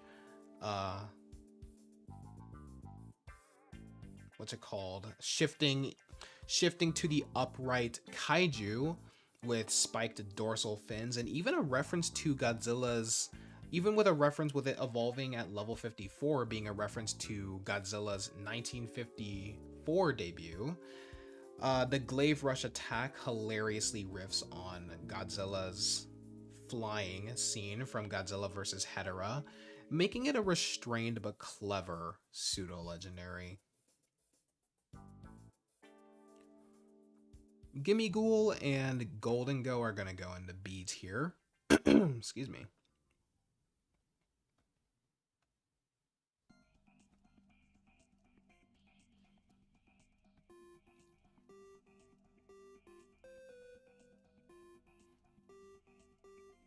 Oh yeah, I did say B tier. No. You're going before him. Oh. Wait, no. Yours just go in front of... Yeah, there we go. Alright, Golden Go. So yeah, Gimme Ghoul is a fun little mimic Pokemon. Finally giving us a proper treasure chest monster with a quirky gremlin inside. Collecting 999 coins to evolve into Golden Go ties into its gimmick perfectly. Golden Go itself is a goofy, radical string cheese man made of coins who surfs around on a golden board, firing coins with its Make It Rain move. It's absurd but endearing and a fitting way to mark the 1000th Pokemon. Wo-Chien is going in the S tier. Wo-Chien is my favorite of the Treasures of Ruin, a grass and dark snail, or dark and grass actually, yeah. Well, same thing, but yeah. A dark and grass type snail whose shell is a cursed wooden scroll and body is made of decaying leaves. I love how its lore ties into forbidden knowledge, human sin, and environmental decay. The design feels eerie yet creative, with vine-like eyes and mustache tendrils adding menace. A truly unique legendary with one of the darkest backstories we've ever seen. Next up is Chien Pao. I think Chien Pao is my least favorite of the four. I'm gonna put it into D tier. Chien Pao is a cursed sword that created a body out of snow, taking the form of a saber-toothed weasel cat. While the lore of hatred manifesting into avalanches is cool, the design feels awkward, especially with its mismatched sword fangs and crystal-like snow body. I get what they were going for, but visually it just doesn't click for me. Ting Lu, I'm gonna put in the C tier. Yeah, Ting Lu is a hulking deer-shaped beast formed from soil and a cracked jade vessel. I like the symbolic use of the Ding Cauldron as a head, tying into imperial authority, but the design itself feels stiff and clunky. The concept of a vessel animating Earth is neat, but it's not the most visually appealing of the set. And lastly, of the four, because we still have quite a bit here, Chi-Yu, who I'm going to put in... I'm also going to put you in the S tier. I love this guy. Yeah, Chi-Yu is an adorable yet deadly little goldfish made of fire and jade beads. Its design is simple but clever, with Magatama beads for eyelids and a fiery gradient body that's both cute and ominous. I love the contrast of such a tiny, innocent looking fish wielding devastating flames. It's a fantastic mix of charm and menace that stands out among the treasures. Roaring Moon, you get A tier privileges. Yeah, Roaring Moon reimagines Mega Salamence as a primal, feathered beast, combining elements from every stage of the Bagon line. The crescent wings, massive claws, and darker, like the more menacing dragon and dark typing make it feel feral and menacing, while still evoking Mega Salamence's iconic silhouette. I didn't love it at first, but it grew on me as a creative what if take on Salamence's lineage. Iron Valiant is also going to go in the A tier.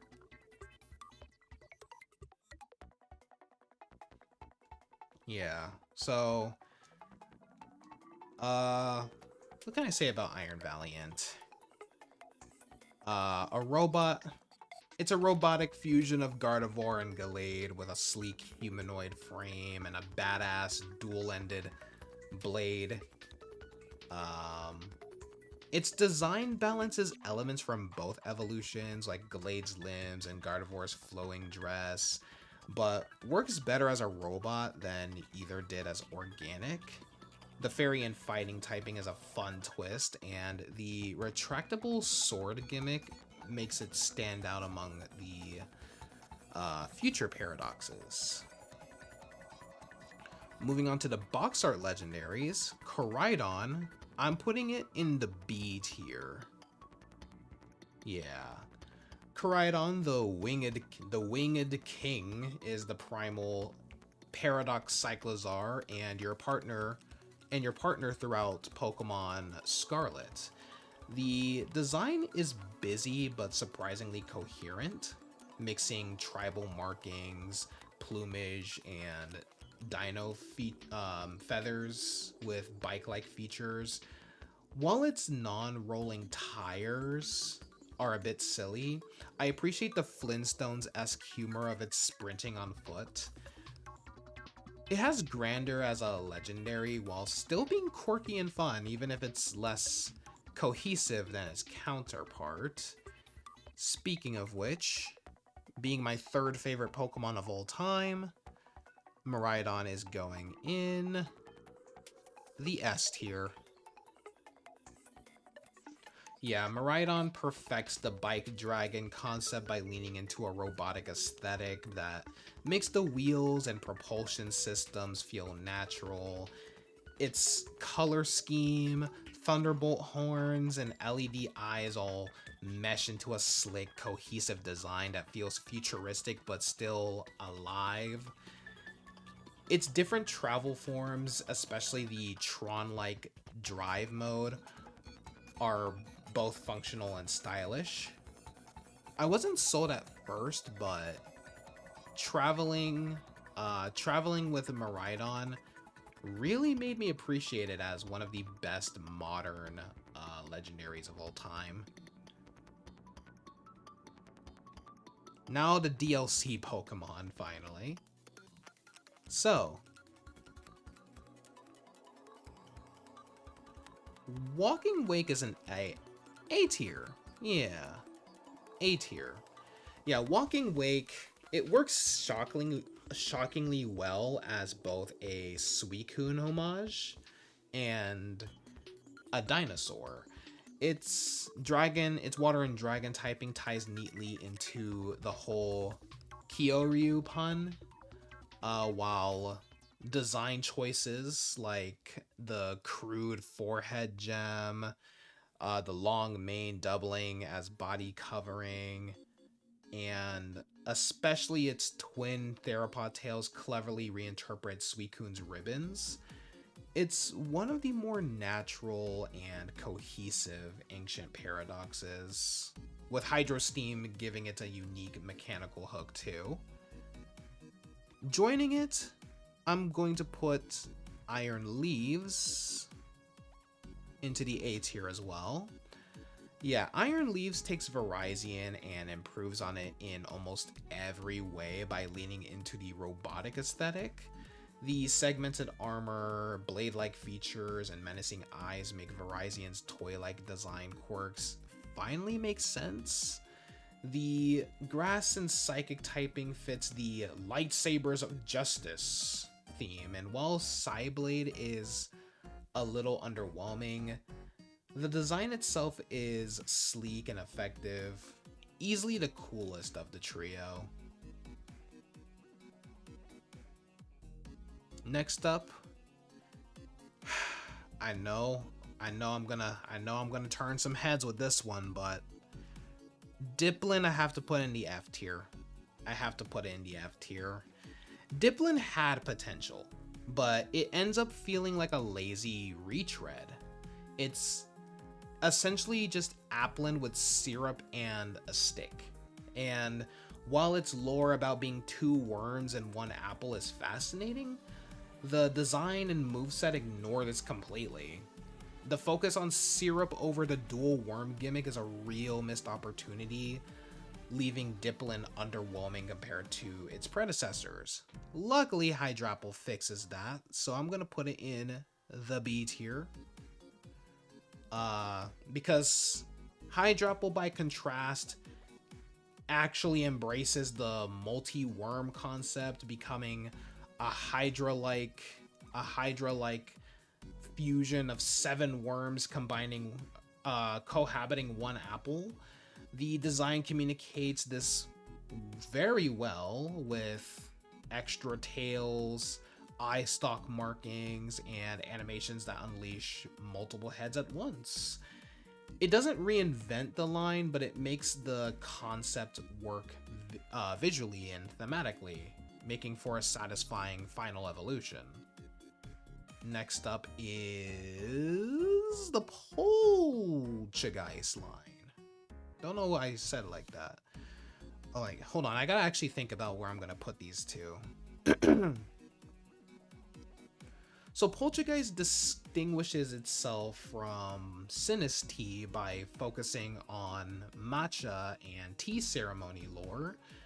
Its backstory involving a tea master's regrets, its kintsugi inspired cracked design, and its haunting signature move Matcha Gacha all give it a distinct identity. The design cleverly balances spookiness and charm, making it a strong, regal counterpart.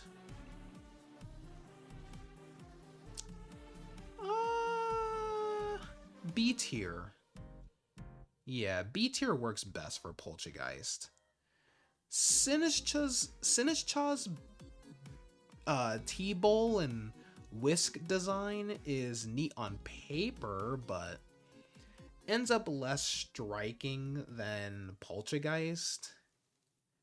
It plays up the tea ruse hunting method, but lacks the same spooky elegance as Poltergeist. Or Poltegeist, I mean. While not a bad Pokemon, it feels like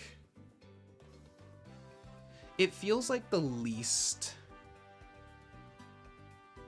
what do I say? Like, it feels like the least memorable of the 4 T-Ghosts, landing in the lower tiers. D tier. Blood Moon Ursaluna. I'm gonna put him in the B tier.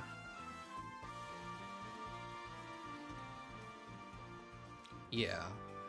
So Blood Moon Ursaluna on its own is a bit of a clunky werebear, but the in-game presentation elevates it. Its glowing peat-crusted eye, the creepy stance, and role in a folklore-inspired side quest make it feel mythical and eerie.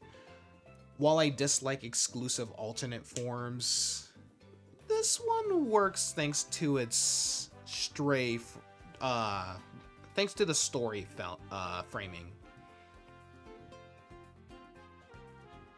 Okie dokie. Oh, whoa, whoa, whoa. You're not that high. Slow your roll. Your D's here at best. Yeah, Okie dokie is it has an interesting backstory as part of the Loyal 3, but the design itself is off-putting. The poison and fighting typing fits its brutish, chain-bound look, yet the green and black palette and exaggerated proportions don't come together well.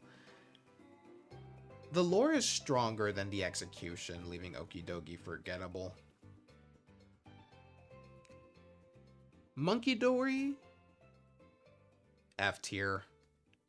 Yeah, Monkey Dory is easily the weakest of the trio. Its swollen brain gimmick and chain headband lore are clever in theory, but the end result is just an awkward monkey design that looks more silly than menacing. Between its bland shape and unappealing vibe, it's hard to find much to like here. Pheasantipity. I'll put you in the C tier. Pheasantipity is the most polished of the Loyal 3, with its elegant pheasant design, kimono-like chain ribbons, and poison and fairy typing, while still just a fancy bird, its detailing and lore of chemical pheromones add some intrigue. Not amazing, but easily the best of its trio. And ending the Teal Mask DLC, Ogerpon is gonna go in the B tier. Yeah, Ogerpon shines thanks to her story more than her form-changing gimmick. Yeah, more than her form-changing gimmick. Her base design, a shy,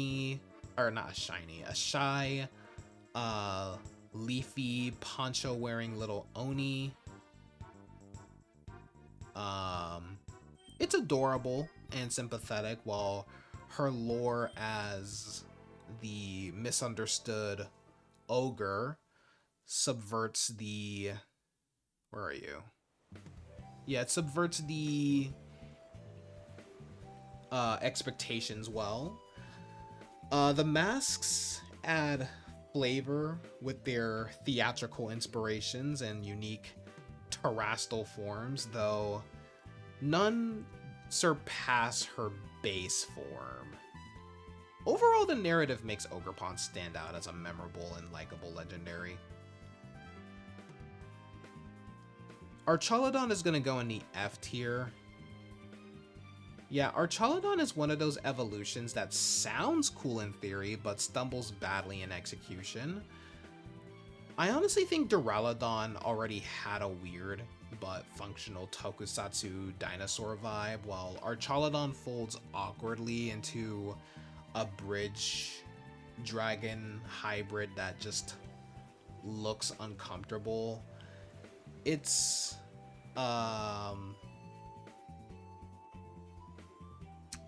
signature move, Electroshock, Electroshot, and the bridge form are neat ideas, but the normal posture looks like a stapler mixed with spare parts. Instead of committing fully to the bridge motif, it tries to be both a monster and a structure, and it just ends up messy and off-putting. Gouging Fire, I'll put you in the B tier. Yeah, Gouging Fire takes Entei and fuses it with a Styracosaurus, creating a feral fire and dragon beast. The golden, red, and green frill is striking, if maybe too flashy, and its bulky form makes Entei's silhouette more dynamic. Its Burning Bulwark move fits the idea of a volcanic dinosaur well, and the lore about fossil resurrection adds some intrigue. It's not flawless with some cluttered details holding it back, but it's at least an interesting and respectable attempt. Raging Bolt is my least favorite of the three beasts, so you're gonna go into D tier. Yeah, Raging Bolt fuses Raikou with a Brontosaurus, which makes sense given the Thunder Lizard pun, but the design ends up feeling more goofy than cool. The cloud scarf around its neck looks awkward, and the giraffe comparisons are hard to ignore. While the red accents help tie the palette together, the overall silhouette is unwieldy and silly rather than imposing. It's a clever idea on paper, but the execution leaves it stuck between absurdity and mediocrity. Alright, now to the rest of the lightsabers of Justice, starting with Iron Boulder, who I am going to put in the B tier. Yeah, B tier. What can I say about you? Iron Boulder, it's a roboticized Terrakion, and while safe, it's a definite improvement over the original design. The mechanical joints and mouth details give it a more cohesive anatomy, and its mighty cleave move plays into the idea of it generating energy weapons. The neon orange accents are a bit much, but the overall transformation into a mecha fits Terrakion better than its organic form ever did. A solid entry, if not groundbreaking. Iron Crown I'm going to put in the C tier.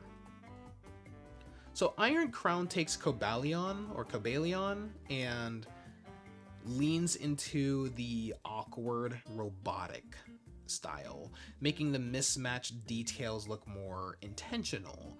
Its steel and psychic typing fits better here, and its Tachyon Cutter is a neat dual strike move, but it doesn't stand out beyond Cobalion, but a robot basically, compared to Iron Leaves and Iron Boulder.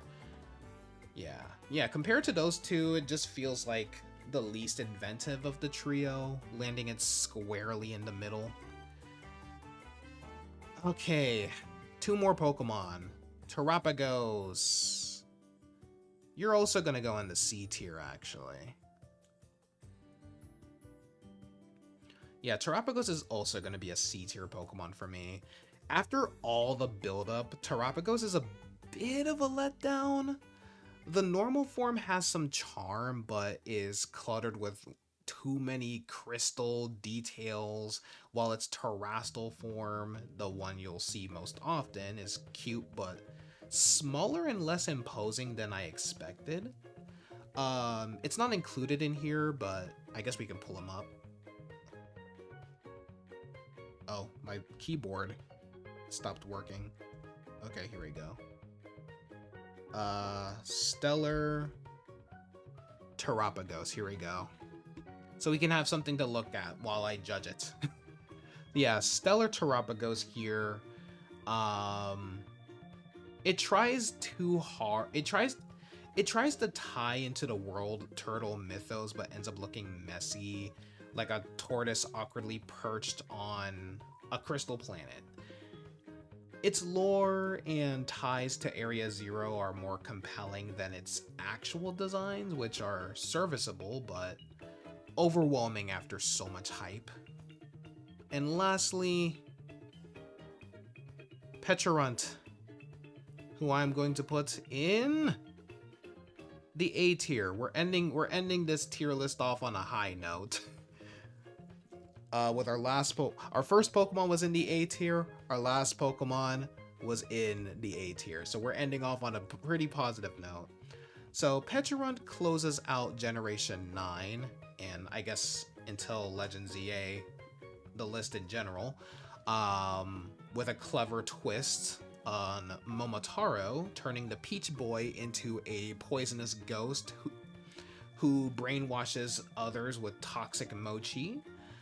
Its design is simple but effective, with the cracked peach shell and spectral seed body balanced by charmingly sinister details with like its heart-shaped hands and chain attacks. While the design itself isn't perfect, the concept and execution shine, giving it both strong mythological grounding and great narrative presentation. It's a worthy mythical to round out Paldea. And with that concludes my list of every Pokemon from start to finish, from S tier. From S tier, if you're curious, the Apple tier and Gumi tier are basically just extensions of the S tier, to all the way to trash tier, which are like my least favorite Pokemon. But yeah, if you guys enjoyed this and you would like me to do more tier list related videos or live streams like this, that would be fun. Make sure if you guys want, or maybe if you guys want me ranking every single shiny Pokemon, make sure you guys give me a like. Subscribe if you guys are brand new. If you guys like more like Pokemon content like this, be sure to subscribe. And if you guys want to follow me on my social media, links to those are in the description down below, along with my Discord server, my Patreon, and my what's it called again? My podcast channel. But yeah, I love you all, and I will see you guys on the next stream, which will either be Chiyu Raids or Pokemon Battle streams. I haven't exactly decided yet, but until then, stay chill, Army. Excuse me.